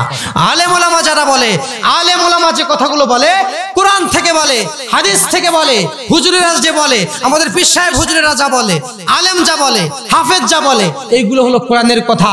কোরআনের কথা মানে আল্লাহর কথা। ওমান আসদাকু মিনাল্লাহি কিলা, আল্লাহর চেয়ে সত্যবাদী আর কে হতে পারে? কথা বলেন ঠিক কিনা? আল্লাহর চেয়ে সত্যবাদী আর কেউ হতে পারে না। এই জন্য আমরা আলেম ওলামার কথা শুনবো, পীর সাহেবদের কথা শুনবো, হুজুরদের কথা শুনবো, যারা আল্লাহর পথে মানুষকে ডাকে, এর সকল মানুষের কথা শুনবো। তাহলে আমার জীবনে সফলতা চলে আসবে তাড়াতাড়ি। আমি 6টি বিষয় বলেছিলাম, 4 নম্বরে হলো এইটা, আমাকে ভালো মানুষের সঙ্গ থাকতে হবে, খারাপ মানুষের সঙ্গ পরিত্যাগ করতে হবে। যুবক ভাইরা যারা আছেন, খারাপ বন্ধু বান্ধব থাকলে এখনই অ্যাভয়েড করুন, এখনই ছেড়ে দিন তার সঙ্গ, আল্লাহর জন্য তাকে ছেড়ে দিন। কারণ কিয়ামতের দিন আপনাকে আফসোস করতে হবে, ইয়া ওয়াইলাতা লাইতানি লাম আত্তাখিজ ফুলানান খলিলা, হায় হায় অমুকের সাথে কেন চলাফেরা করেছিলাম। খারাপ সঙ্গ থাকলে আপনাকে এখন সেটা স্যাক্রিফাইস করতে হবে, আল্লাহর জন্য করতে হবে, এখন থেকেই ক্লোজ করতে হবে। 1 মিনিটও তার সাথে সম্পর্ক এগিয়ে নেওয়া যাবে না। এই জন্য যাবে না, কেননা আজকে আপনি শুনলেন এই কথাটা যে কিয়ামতের দিন মানুষ বন্ধু নিয়েও আফসোস করবে। এই জন্য পারলে ভালো মানুষের সঙ্গ আপনারা নিয়ে নিন। খারাপ মানুষের সঙ্গে থাকলে অবশ্যই আপনাদেরকে আফসোস করতে হবে। তাহলে 5 নম্বরে হলো, 4 নম্বরে হলো আমাদেরকে খারাপ লোকের সঙ্গ পরিত্যাগ করতে হবে। আজকে দুনিয়ার মধ্যে আমরা শুধুমাত্র পাগল হয়ে যাই, অমুক বক্তা, আজকে ওয়াজ মাহফিলে এরকম হয়, অমুক বক্তার কণ্ঠ কেমন, সুর কেমন। আসলে বিষয়টা কিন্তু সুর বা কণ্ঠের নয়, সে কি বলছে এটাই হলো বড় বিষয়। কথা বলেন ঠিক কিনা? ওয়াজ মাহফিলে এসে গান বলে, সুর দিয়ে মানুষকে মুখরিত করে 1.5-2 ঘন্টা বসিয়ে রেখে চলে গেল, ওই মানুষ তার জীবনে বাস্তবায়ন করার মতো কোনো আমল খুঁজে পেল না, জীবনে পথ চলার মতো কোনো নির্দেশনা খুঁজে পেল না, মাহফিল থেকে কোনো শিক্ষা তার হলো না। 1.5-2 ঘন্টা পরে চলে গিয়ে আবার আগের মতো যা আছে তাই। কোনো লাভ হলো আপনার? কোনো লাভ হবে না। এই জন্য আমাদেরকে বুঝতে হবে, নিজের মেধা দিয়ে আমাদেরকে বিচার করতে হবে, আমাদের বিবেচনা করতে হবে। আমি কিন্তু বারবার যে মেসেজগুলো দিচ্ছি, এই মেসেজগুলো বাস্তবতার সাথে মিল দেখেই দিচ্ছি। আমাদের সবাইকে সচেতন হতে হবে, নিজেদের দামটা বুঝতে হবে। এবার আসুন, জান্নাত এবং জাহান্নামে মানুষ চলে গেল, এইবার আজরাইল আলাইহিস সালাম আল্লাহর সামনে দাঁড়িয়ে যাবে। আজরাইল দাঁড়িয়ে যাবে, বলবে, আল্লাহ রাব্বুল আলামিন, তামাম পৃথিবীর মধ্যে কোনো মানুষ জীবিত নাই, সবার জান কবজ করে ফেলেছি, এখন আসমানের ফেরেশতারা শুধু জীবিত আছে। আল্লাহ রাব্বুল আলামিন বলবেন, ইজহাব ইলা জিব্রাইল আকবাত রুহা, জিব্রাইলের কাছে চলে যাও এবং তার জান কবজ করো। জিব্রাইলের নাম শুনছেন আপনারা? সবচেয়ে বিশ্বস্ত ফেরেশতা আল্লাহ রাব্বুল আলামিন। প্রত্যেকটা নবী রাসূলের কাছে পূর্ণ বিশ্বস্ততার সাথে ওহী নিয়ে এসেছেন জিব্রাইল আলাইহিস সালাম, এই জিব্রাইল আলাইহিস সালামকে সেদিন মৃত্যু দিয়ে দেওয়া হবে, জিব্রাইলের রূহ কবজ করে ফেলা হবে। আল্লাহ রাব্বুল আলামিনের কাছে আজরাইল দাঁড়িয়ে যাবে। এবার আল্লাহ রাব্বুল আলামিন হযরতে জিব্রাইল আলাইহিস সালামের মৃত্যুর পর আজরাইলকে জিজ্ঞেস করবেন, মাম বাকিয়া ইয়া মালাকাল মাউত, আর কে বেঁচে আছে?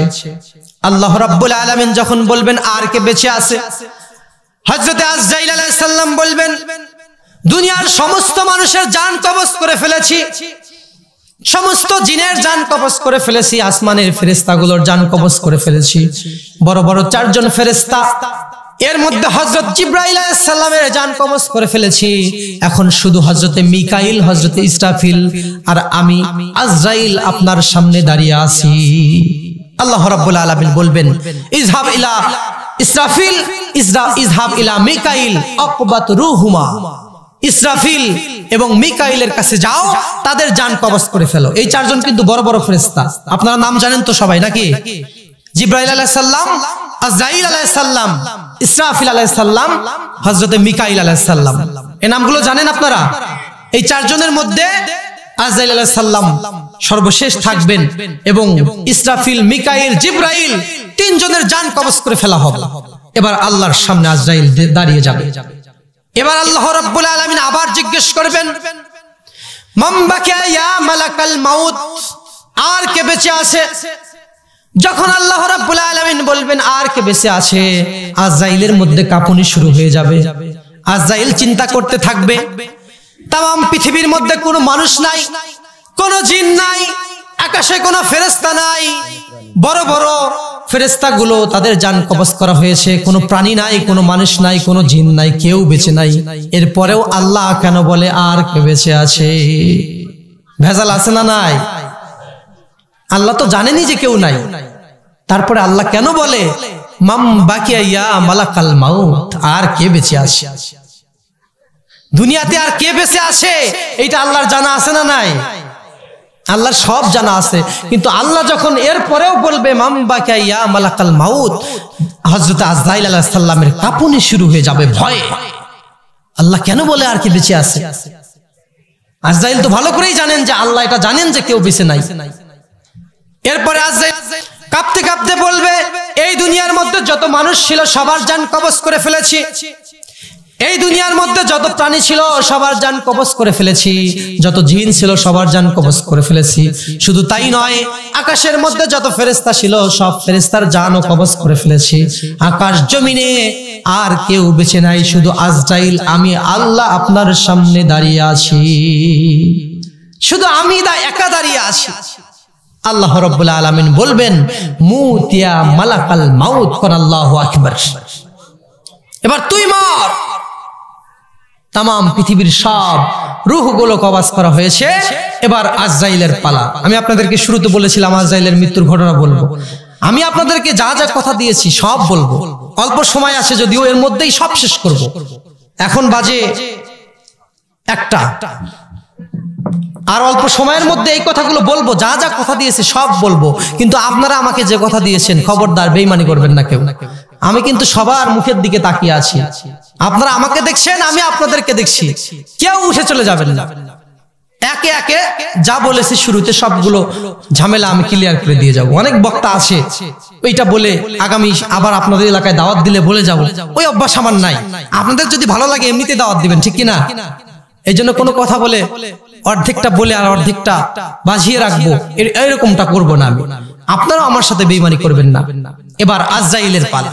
এবার কার পালা? সব শেষ। আল্লাহ রাব্বুল আলামিন আজরাইলকে বলবেন, মুতিয়া মালাকাল মাউত, এবার তুই মর।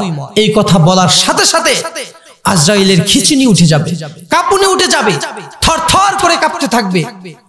আজরাইল আলাইহিস সালাম বলবেন, আল্লাহ রাব্বুল আলামিন, পৃথিবীর শুরু থেকে আমি যদি জানতাম সবার জান কবজ করার পর আমি আজরাইলকেও মরতে হবে, তাহলে এই জান কবজের দায়িত্বটা আমি আপনার কাছে মাপ চাইতাম। সবার কাছে আমি যখন গিয়েছি জান কবজ করার জন্য, আমি কখনোই চিন্তা করি নাই আমাকেও একবার মরতে হবে। এই কথা আমার মাথায় কখনো আসে নাই যে আমারও জান একদিন কবজ করতে হবে। আজরাইল আলাইহিস সালাম পৃথিবীর কোনো মানুষের কাছে এসে জান কবজ করার সময় কষ্ট পায় নাই, কিন্তু একটি হাদিসে এসেছে আল্লাহ রাব্বুল আলামিন আজরাইলকে বলেছিলেন যে তোমার এই পৃথিবীর মানুষের জান কবজ করার জন্য সবচেয়ে বেশি কষ্ট হয়েছিল কোন সময়? তখন আশ্চর্যজনক এক কথা বলেছিল আজরাইল আলাইহিস সালাম, সেটি হলো কোনো নবী নয়, কোনো রাসূল নয়, এমন একজন মানুষের কথা বলেছিলেন দুইজন। তখন আজরাইল আলাইহিস সালাম বললেন দুইজন মানুষের জান কবজ করার সময় আমার কষ্ট হয়েছিল। একটি হলো সমুদ্রের মধ্যে একজন নারী তার ছোট্ট একটি শিশু বাচ্চা দুধের একটি বাচ্চাকে বাঁচানোর জন্য অনেক চেষ্টা করছে। সেই বাচ্চাটাকে এরকম হাতে ধরে নিয়ে সে নদী পার হচ্ছে আর বাঁচার জন্য চেষ্টা করছে, বিশেষ করে তার বাচ্চাকে বাঁচানোর জন্য চেষ্টা করছে। তার শেষ সম্বল হিসাবে একটি কাঠের টুকরা তার হাতে চলে আসে, সেই টুকরাতে ভর করে সে তার সন্তানটাকে বাঁচিয়ে রাখার চেষ্টা করছে। আল্লাহ রাব্বুল আলামিন তার কাছে এই আজরাইল এই বর্ণনা দিচ্ছেন। এই মুহূর্তে আমার কাছে অর্ডার আসলো যে ওই মহিলার জান কবজ করতে হবে। এখন আমি এমন একটা পরিস্থিতিতে পড়ে গেলাম, আমার কাছে তো শুধু মহিলার জান কবজ করার অর্ডার এসেছে, কিন্তু ওই মহিলা এই বাচ্চাটাকে বাঁচানোর এত চেষ্টা করছে। এখন এই জায়গায় এই মহিলার জান কবজ করলে এই বাচ্চাটার কি অবস্থা হবে? ওই সময় আমার খুব মনে একটু দয়া হয়েছিল, একটু দয়ার উদ্রেক হয়েছিল মনে, কিন্তু আমি তো আমার কখনো আমার হুকুম থেকে পিছুপা হব না। আজরাইল সবচেয়ে সকল ফেরেশতার চেয়ে আজরাইল এমন একজন ব্যক্তিত্ব ছিল, তার কাছে কোনো কাজই কঠিন মনে হতো না। আরেকটা হাদিসে এসেছে হযরত আদম আলাইহিস সালামকে বানানোর সময় এই জমিন থেকে মাটি নেওয়া হয়েছিল। এই জমিনে মাটি নেওয়ার জন্য জিবরাইল আলাইহিস সালাম এসেছিলেন। জমিন তখন আল্লাহর কথা বলেছিলেন যে আল্লাহর নামে তোমার কাছে আশ্রয় প্রার্থনা করছি, মানে তুমি আমার বুক থেকে মাটি নিও না। আল্লাহর দোহাই দিয়ে জমিন তার কাছে ক্ষমা চেয়েছিল। এই কথা যখন বলেছিল জিবরাইল আলাইহিস সালাম মাটি না নিয়ে ফেরত দিয়েছিল আল্লাহর কাছে। ইসরাফিল, মিকাইল এই তিনজন ফেরেশতাও মাটি নেওয়ার জন্য এসেছিল এবং তারা জমিন যখন বলল আল্লাহর ওয়াস্তে আমি তোমার কাছে প্রার্থনা করছি, আমার নিজে থেকে মাটি নিও না, তখন তারা সবাই মাটি রেখে চলে গিয়েছিল। কিন্তু যখন আজরাইলকে পাঠানো হয়েছিল, আজরাইলের কাছে যখন এই অনুরোধ জমিন করেছিল, আজরাইল কি বলেছিল জানেন? যে আল্লাহর দোহাই তুমি দিচ্ছ ওই আল্লাহ আমাকে পাঠিয়েছে। সুবহানাল্লাহ। কোনো কথা তার কাছে চলে না। তুমি যে আল্লাহর দোহাই দিয়ে আমার কাছে আশ্রয় প্রার্থনা করছো, ওই আল্লাহর হুকুমে আমি মাটি নিতে এসেছি, সুতরাং আমার কাছে কোনো কাহিনী চলবে না। থাপা দিয়ে জমিন থেকে মাটি নিয়ে চলে গিয়েছিল। সেই কঠোর ফেরেশতা আজরাইল, সবচেয়ে কঠোর হিসাবে আল্লাহ তাকে বানিয়েছেন। আর এই আজরাইলটাকে মুমিন বান্দাদের জন্য সবচেয়ে সুন্দর করে তাদের সামনে আল্লাহ প্রেজেন্ট করবেন। সুবহানাল্লাহ। এই জন্য আজরাইলের এই কঠোরতা শুনে যারা ভালো মানুষ, ইমানদার, তাদের ভয় পাওয়ার কোনো কারণ নাই। ভয় পাওয়ার কোনো কারণ নাই। ইমানদার ব্যক্তির জন্য মৃত্যু কষ্টের কোনো বিষয় না। মৃত্যু একটা সিঁড়ির মতো, ব্রিজের মতো। ব্রিজ পর্যন্ত আপনারা লাইক অ্যাজ এ ব্রিজ, একটা সেতুর মতো। এই সেতুর এপারে আপনি, ওই পারে আল্লাহর জান্নাত। সুবহানাল্লাহ। এই বিষয়ে যদি সময় থাকে আমি পরে বলছি। আজরাইল আলাইহিস সালাম দুইজন ব্যক্তির জান কবজ করতে কষ্ট পেয়েছিল। একটা হলো সেই মহিলা যার হাতে ছোট্ট বাচ্চা ছিল, কিন্তু আল্লাহর হুকুম আজরাইল আলাইহিস সালাম ওই মহিলার জান কবজ করে চলে গিয়েছিল। আর দ্বিতীয় নম্বর কষ্ট পেয়েছিল, দুনিয়াতে জান্নাত বানিয়েছিলেন কে? সাদ্দাত। নাম শুনেছেন আপনারা? হাদিসে অনেকেই ঘটনা জানেন। ও জান্নাত বানানোর পর এত সুন্দর করে জান্নাত বানিয়েছে, এত পরিশ্রম করে সেই জান্নাতের মধ্যে এক পা দিয়ে দিবে, পা ঢুকাবে, ঠিক ওই সময় আল্লাহর অর্ডার ছিল ওর জানটা কবজ করে ফেলো। তখন ও চিন্তা করলো, এত কষ্ট করে, এত পরিশ্রম করে এই জান্নাত সে বানালো, কিন্তু সেই জান্নাতের মধ্যে সে প্রবেশ করতে পারলো না। ওই সময় তার একটু কষ্ট হয়েছিল। তখন আল্লাহ বলল, তুমি যে শিশুটার জন্য ওই মহিলার জান কবজ করতে কষ্ট পেয়েছিলে প্রথম নাম্বারে, সেই শিশুটা ছিল ওই সাদ্দাত। ওই শিশু বাচ্চা যখন ওর মাকে জান কবজ করা হয়, এরপরে ওই নদী থেকে তাকে আমি বাঁচিয়ে নিয়েছিলাম, তাকে আমি লালন পালন করেছি, তাকে আমি বড় করেছি। সে বড় হয়ে আমি আল্লাহর সাথেই বিরোধিতা করেছি। তাহলে আল্লাহর দয়াটা দেখুন। এই কথা আজরাইল আলাইহিস সালাম সেদিন বলেছিলেন। তো আমি যেখান থেকে ঘটনা শুরু করেছিলাম, আজরাইলের মৃত্যু হয়ে যাবে। আজরাইলের মৃত্যু হওয়ার সাথে সাথে আল্লাহ রাব্বুল আলামিন জান্নাতি এবং জাহান্নামীদের ঘোষণা দিয়ে দিবেন, জান্নাত এবং জাহান্নামে মানুষ চলে যাবে। সেদিন খালিদিনা ফিহা আবাদা, চিরকাল মানুষ সেখানে থাকবে, কারো জায়গা নড়চড় হবে না। যে যেখানে আসে, জান্নাতীরা জান্নাতে, জাহান্নামীরা জাহান্নামে, সেখান থেকে আর যেতে হবে না। সেখানে হবে আমাদের উপভোগের সময়। এই দুনিয়াটা উপভোগের জায়গা নয়, এই দুনিয়া হলো পরিশ্রমের জায়গা। জাগা জি লাগানে এ দুনিয়া নেহি হে, এই ইবরত কি যা হে তামাশা নেহি হে। এই দুনিয়া খেল তামাশার কোনো জায়গা নয়।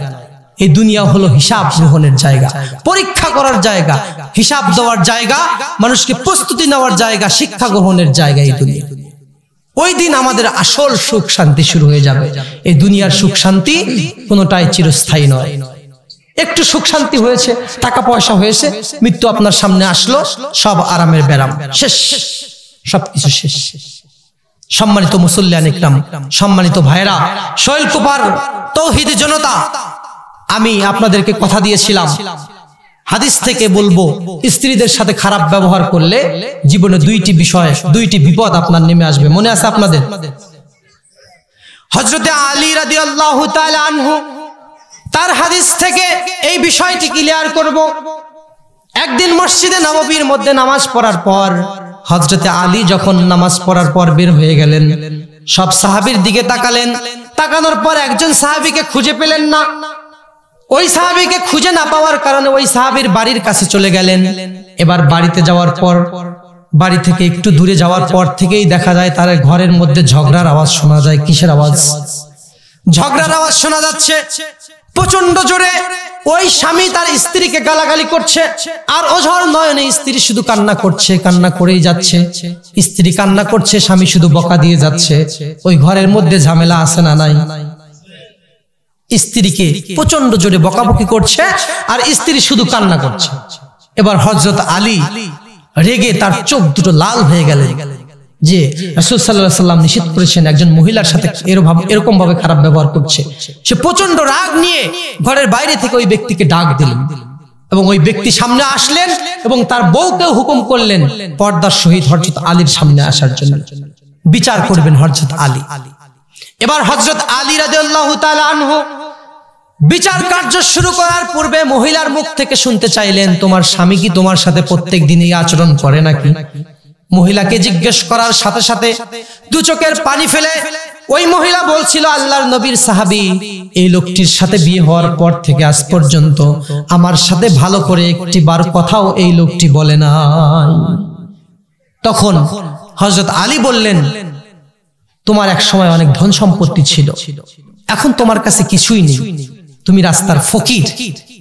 এই অভাবটা তোমার জীবনে কেন এসেছে জানো? এর প্রথম নাম্বার কারণ হলো তুমি তোমার বউয়ের সাথে খারাপ ব্যবহার করো। এই হাদিস থেকে প্রমাণিত যে স্ত্রীর সাথে খারাপ ব্যবহার করলে মানুষের জীবনে সবচেয়ে বড় দুইটি বিপদ নেমে আসে। এর মধ্যে প্রথম নাম্বার হলো দারিদ্রতা, অভাব, অনাটন। আপনার অজান্তেই হয়তো এই কাজটা আপনি করে থাকেন, কিন্তু আপনি আসলে কখনো বোঝেন না। আপনাকে সতর্ক করে দিচ্ছি। এই জন্য সেদিন আলী রাদিয়াল্লাহু তাআলা আনহু বলেছিলেন, যদি কোনো ঘরে তার স্ত্রীর সাথে খারাপ ব্যবহার করা হয়, আল্লাহ পাক রব্বুল আলামিন তার অভাবের ফেরেশতাদেরকে আদেশ করেন, অভাব অনাটন দৌড়ে দৌড়ে তার ঘরের দিকে এগিয়ে যায়। নাউযুবিল্লাহ। যে ঘরে যত তার স্ত্রীর সাথে খারাপ ব্যবহার করা হয়, সেই ঘরে অভাব অনাটন তত তাড়াতাড়ি যায়। তার মধ্যে অভাব অনাটন দারিদ্রতা দেখা দেয়। আজকে আমরা স্ত্রীর সাথে ভালো ব্যবহার না করে ভাবির সাথে ভালো ব্যবহার করি, আছে না নাই? জীবনে বউকে কয়বার সালাম দিবেন এইটা আপনি বলতে পারবেন না, কিন্তু ভাবির সাথে দেখা হলে আসসালামু আলাইকুম, আছে না নাই? দেখা হলেই সালাম। কিন্তু আল্লাহ যেখানে দিতে বললেন, রাসূল যেখানে দিতে বললেন, নাম্বার বিপদ হলো অভাব অনাটন তার কাছে চলে আসে। আর দ্বিতীয় নাম্বার বিপদ হলো তার জীবনে পেরেশানি আর কষ্ট তাড়াতাড়ি করে চলে আসে। আপনার বাবার টাকা রয়েছে, অনেক টাকার মালিক, এই জন্য অভাব আপনার কাছে কোনো বিষয় না। যে টাকা আপনার কাছে রয়েছে 14 পুরুষ আপনার বসে খেতে পারবে, এই জন্য টাকার কোনো প্রয়োজন আপনার নাই। দুই নাম্বারের বিপদ হলো টাকা পয়সা যতই থাক, স্ত্রীর সাথে খারাপ ব্যবহার করলে আপনার মধ্যে পেরেশানি ঢুকে যাবে। সব আছে তারপরেও মনে হবে কি যেন নাই। সবই আছে কিন্তু মনে হবে কি যেন নাই।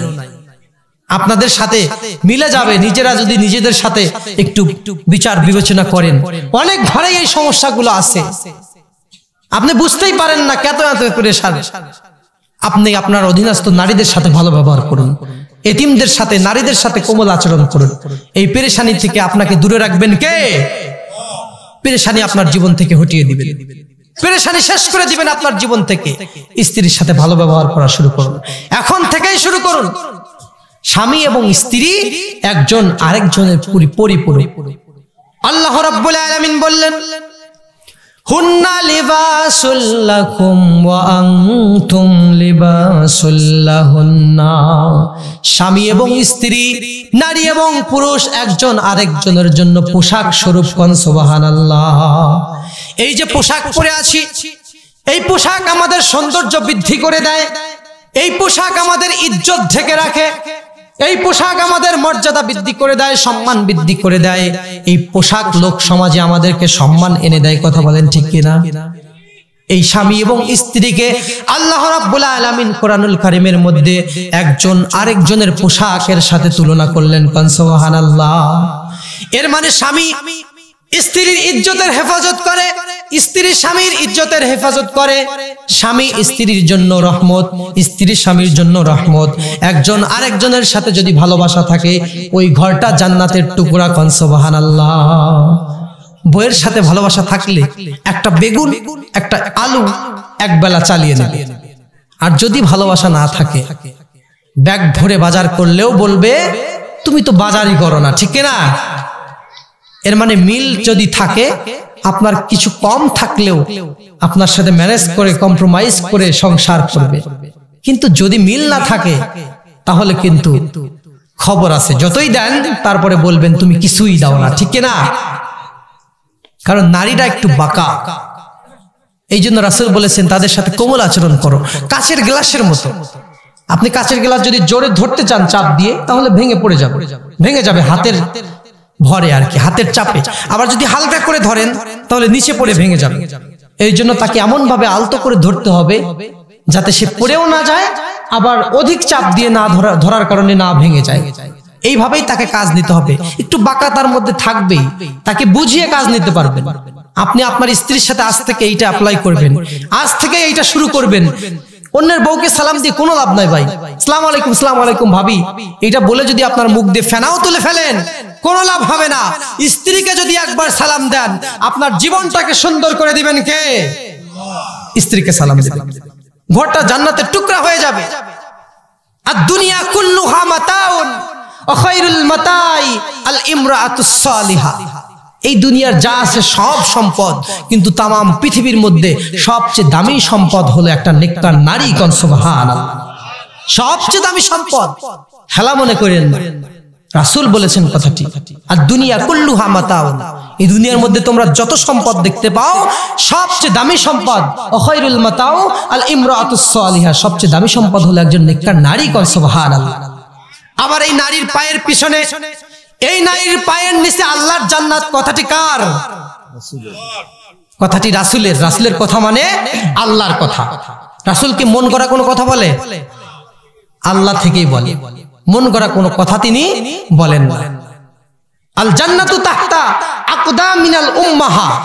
জান্নাত হলো নারীর অর্থাৎ মায়ের পায়ের নিচে। কোন সুবহানাল্লাহ। এখানে কি মহিলা প্যান্ডেল আছে? আচ্ছা, বিশাল বিশাল প্যান্ডেল। মা বোনদেরকে বলছি, অনুরোধ করব, মায়েরা, আপনার কত দাম, আপনার দাম আপনি নিজেই জানেন না। 2 টাকার একটা চকলেট কাগজে মোড়ানো থাকে, প্যাকেট করা থাকে, আর আপনি এই পৃথিবীর মধ্যে সবচেয়ে দামি সম্পদ আপনি নিজেকে কিভাবে পর্দার বাইরে নিয়ে যান। 2 টাকার চকলেট যেখানে মোড়ানো থাকে, আর আপনি পৃথিবীর সবচেয়ে দামি সম্পদ, আপনি নিজেকে বোরখায়, নিজেকে পর্দায় আবৃত না করে কিভাবে খোলামেলা হয়ে ঘুরে বেড়ান। আল্লাহর কসম করে বলছি, এই পর্দার কারণে আপনার কবরে কি শাস্তি হবে, এইটা যদি আপনি জানতেন, আপনি কাপড় দিয়ে নয়, আপনি লোহা দিয়ে বোরখা বানিয়ে সেইটা পরে রাস্তায় বের হতেন। যদি আপনি জানতেন, আপনি নিজের দামটাকে বুঝুন।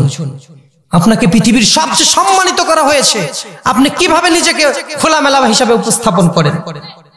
নিজেকে প্রকাশের মাধ্যমে শ্রেষ্ঠত্ব আসে না, নিজেকে ঢেকে রাখার মাধ্যমেই শ্রেষ্ঠত্ব আসে। দুনিয়ার সবচেয়ে দামি দামি জিনিসগুলো প্যাকেট করা থাকে না? স্বর্ণের দোকানে যান, কত প্রোটেকশন, স্বর্ণ অনেক, কিন্তু ওখানে ঘিরে রাখা হয় গ্লাস দিয়ে, এমন ভাবে রাখা হয় সহজে কারো হাতে যেন না পড়ে। আর আলকাতরা চেনেন আপনারা? আলকাতরা রাস্তার পাশে খোলা টিন, আর মুখে কোনো ঢাকনা থাকে না, পড়ে থাকে। এর মানে কম দামি জিনিস রাস্তায় পড়ে থাকে, খোলামেলা পড়ে থাকে। বেশি দামি জিনিসগুলো প্যাকেটে মোড়ানো থাকে, মণিমুক্ত। এগুলো বাইরে থাকে না, ভিতরে থাকে, মণিমুক্ত, আবৃত থাকে, ভিতরে থাকে, ঢাকা থাকে। এই জন্য আপনি আপনার নিজেকে ঢেকে রাখুন, এর মধ্যেই শ্রেষ্ঠত্ব। কোন সুবহানাল্লাহ। নিজেকে খোলামেলা হিসাবে উপস্থাপন করবেন। আপনার নিজের দাম আপনি নিজেই বুঝুন। আপনার ঘরে যে নারীগুলো আছে, এই নারীগুলো আপনার দায়িত্বে। এই নারীর পরিচর্যা করার দরকার আছে না নাই? আপনি পরিচর্যা করলে আপনি সেই নারী থেকে ভালো ভালো কাজ পাবেন, সেখান থেকে ফলগুলো ভালো আসবে, ঠিক কিনা? কারণ নারীরাই শ্রেষ্ঠ, নারীরাই নিকৃষ্ট, কথা বলেন ঠিক কিনা? এই নারী যদি শ্রেষ্ঠ হয়, সে হয় দুনিয়ার সবচেয়ে দামি সম্পদ। আবার এই নারী যদি তাদের নিজেদেরকে লালসায় আবৃত করে, এই নারী হয় পৃথিবীর মধ্যে সবচেয়ে নিকৃষ্ট জীব, কথা বলেন ঠিক কিনা? এর মানে নারী শ্রেষ্ঠ, নারী নিকৃষ্ট। নারীর কারণেই জান্নাত, নারীর কারণেই জাহান্নাম, নারীর কারণেই মানুষের সফলতা, আবার নারীর কারণেই মানুষের ব্যর্থতা। এই দুনিয়ায় প্রথম খুন হয়েছিল নারীর কারণেই, কথা বলেন ঠিক কিনা? জানেন ঘটনা? জানেন আপনারা? প্রথম ঝামেলা দুনিয়ায়, সেটাও নারীর কারণে।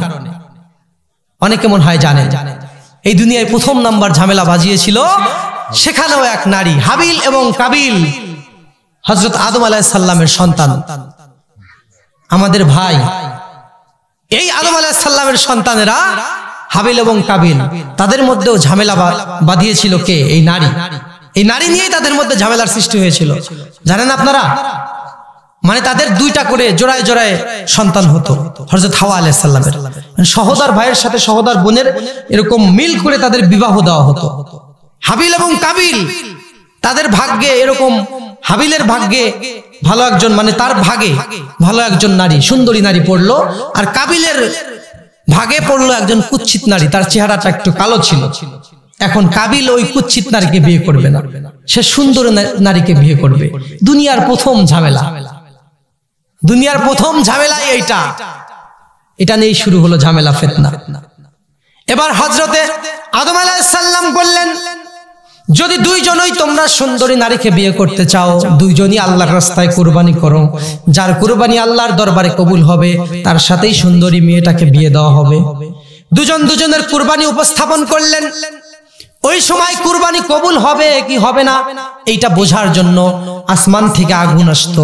আগুন এসে যার কুরবানি কবুল হয়েছে তার কুরবানিটাকে পুড়িয়ে দিত, আর পুড়িয়ে দিলেই মনে করা হতো কুরবানিটা কবুল হয়েছে। হাবিল এবং কাবিল দুইজন যখন কুরবানির বস্তু উপস্থাপন করলেন, হাদিস শরীফের মধ্যে এসেছে হযরতে আদম আলাইহিস সালামের সন্তান হাবিল সুন্দর কুরবানি উপস্থাপন করেছিল। তার গরুর পাল থেকে অথবা তার মেষ পালক, তার পশু অনেক বড়, অনেক স্বাস্থ্যবান পশুগুলো কুরবানির জন্য উপস্থাপন করেছিল।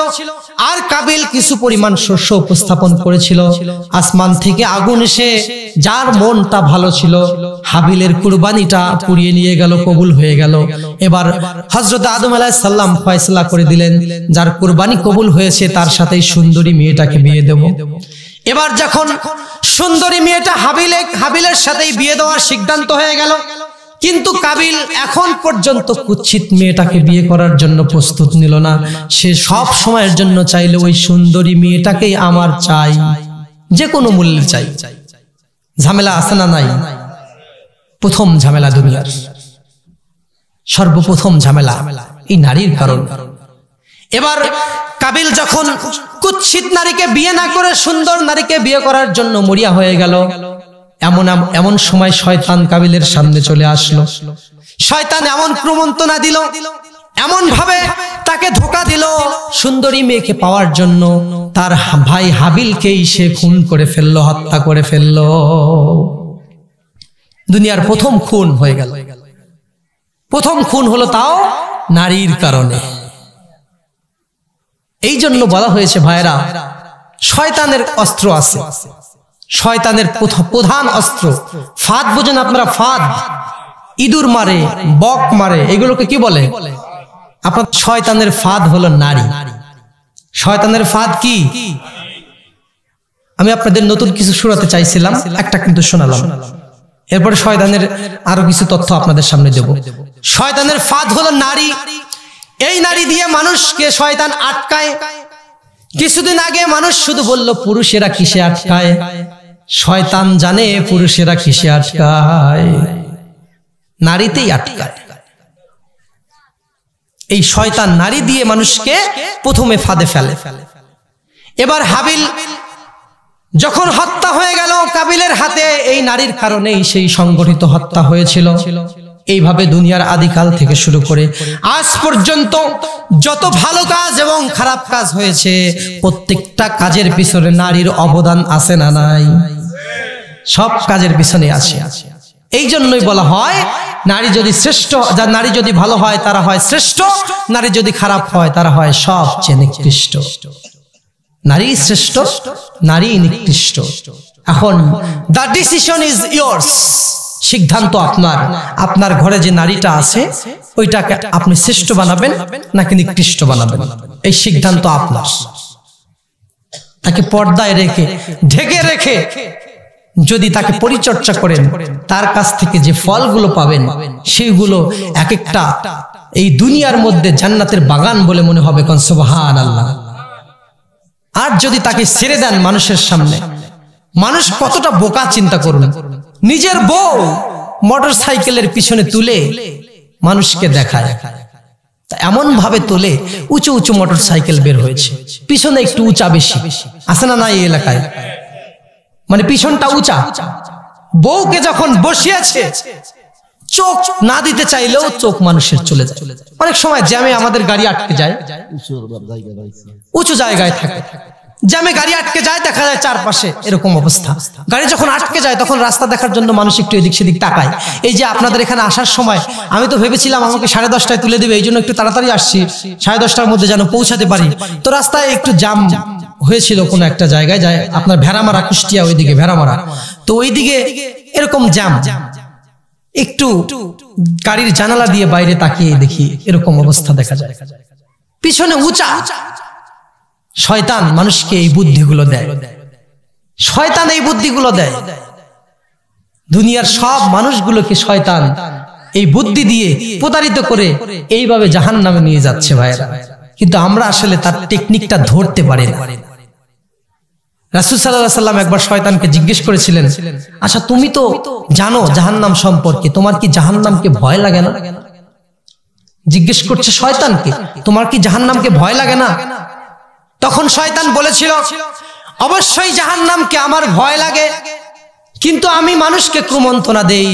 আমার মনের মধ্যে নিয়ত আছে, আমি সারা জীবন যদি অন্যায় করি, কিয়ামত পর্যন্ত আল্লাহর কাছে হায়াত চেয়েছি, কিয়ামত পর্যন্ত অন্যায় করব, আর শেষ মুহূর্তে গিয়ে তওবা করে আল্লাহর জান্নাতে চলে যাব, এই আশা নিয়ে শয়তান বসে আছে। নাউজুবিল্লাহ। সারা জীবন অন্যায় করবে আর মৃত্যুর আগে, কিয়ামতের আগে সে তওবা করে জাহান্নাম থেকে মুক্তি নিয়ে জান্নাতে চলে যাবে, এই ধান্দা। এখন রাসূল সাল্লাল্লাহু আলাইহি ওয়াসাল্লাম এই কথা শোনার সাথে সাথে, রাসূল তো আল্লাহর আদেশ ছাড়া কিছুই বলে না, সে চিন্তায় পড়ে গেলেন, এ তো মহা ঝামেলার কথা। আবার ও কথাটি যে বলেছে, আল্লাহর তো অসীম দয়া, আল্লাহ তো চাইলে ক্ষমা করে দিতেও পারে, আল্লাহর দয়ার কোনো সীমানা আছে? এখন রাসূল সাল্লাল্লাহু আলাইহি ওয়াসাল্লাম চিন্তায় পড়ে গেলেন, কিন্তু মারাত্মক একটি কথা। এর কারণে তাম পৃথিবীর মানুষ, কত মানুষ জাহান্নামে যাবে, আর এই শয়তান যদি শেষ পর্যন্ত তাওবা করে জাহান্নাম থেকে মুক্তি পেয়ে যায়, তাহলে কেমন হয়ে গেল কথাটা। এবার হযরতে মুহাম্মদুর রাসূলুল্লাহ চুপ করে রইলেন, কোনো কথা বললেন না। আল্লাহ পাক তার মনের বাসনা বুঝতে পারলেন। আল্লাহ পাক রব্বুল আলামিন যখন বুঝতে পারলেন আমার রাসূলের মনে কি চিন্তা চলে এসেছে, এই চিন্তা করতে করতে মাগরিবের নামাজ চলে আসলো, মাগরিবের সময় হয়ে গেল। হাদিস শরীফের মধ্যে লেখা হয়েছে কুরআন নাজিল হয়েছে মুহাম্মদুর রাসূলুল্লাহর উপর, কিন্তু যখন মাগরিবের নামাজে দাঁড়ালেন তার মুখে কোনো সূরা আসে না। কুরআন নাজিল হয়েছে রাসূলের উপর, কিন্তু নামাজে দাঁড়িয়ে এসে রাসূলের মুখে কোনো সূরা আসে না, সূরা ফাতিহাও তার মুখে আসে না। আলহামদুলিল্লাহ সূরা, এই সূরাটাও রাসূলের মুখে আসছে না। রাসূল চেষ্টা করছেন, নামাজে দাঁড়ানোর পর সূরা পড়ার চেষ্টা করছেন, কিন্তু কোনো মতেই তার মুখে সূরা আসে না। এই যে সূরা আসে না, রাসূল সাল্লাল্লাহু আলাইহি সাল্লাম চেষ্টা করছেন, অনেকক্ষণ চেষ্টা করার পর তার মুখে সূরা আসলেন, সূরা ফাতিহা পড়লেন, অন্য সূরা পড়লেন, নামাজ শেষ করলেন। এরপরে আল্লাহ রাব্বুল আলামিন জিবরাইলকে পাঠিয়ে দিলেন রাসূলের কাছে। এবার জিবরাইল আলাইহিস সালাম বললেন, এই কোরআন নাজিল হয়েছে আপনার উপর, কিন্তু যখন আপনি নামাজে দাঁড়িয়ে কোরআন তেলাওয়াতের চেষ্টা করছিলেন আপনার মুখে কোনো সূরা আসছিল না। এর মানে হলো আল্লাহ রাব্বুল আলামিন ওই সময় আপনাকে সূরাটা ভুলিয়ে দিয়েছিল। শয়তানের ধান্দা যতই থাক যে আমি মাপ চেয়ে জাহান্নামের থেকে মুক্তি নিয়ে জান্নাতে চলে যাব, ওই তওবার শয়তানের নসিবে হবে না, শয়তানের মনে থাকবে না মাপ চাওয়ার কথা। কোন সুবহানাল্লাহ, সুবহানাল্লাহ। এই জন্য বলবেন ওই শয়তানের জাহান্নামে যাওয়ার দরকার আছে না নাই?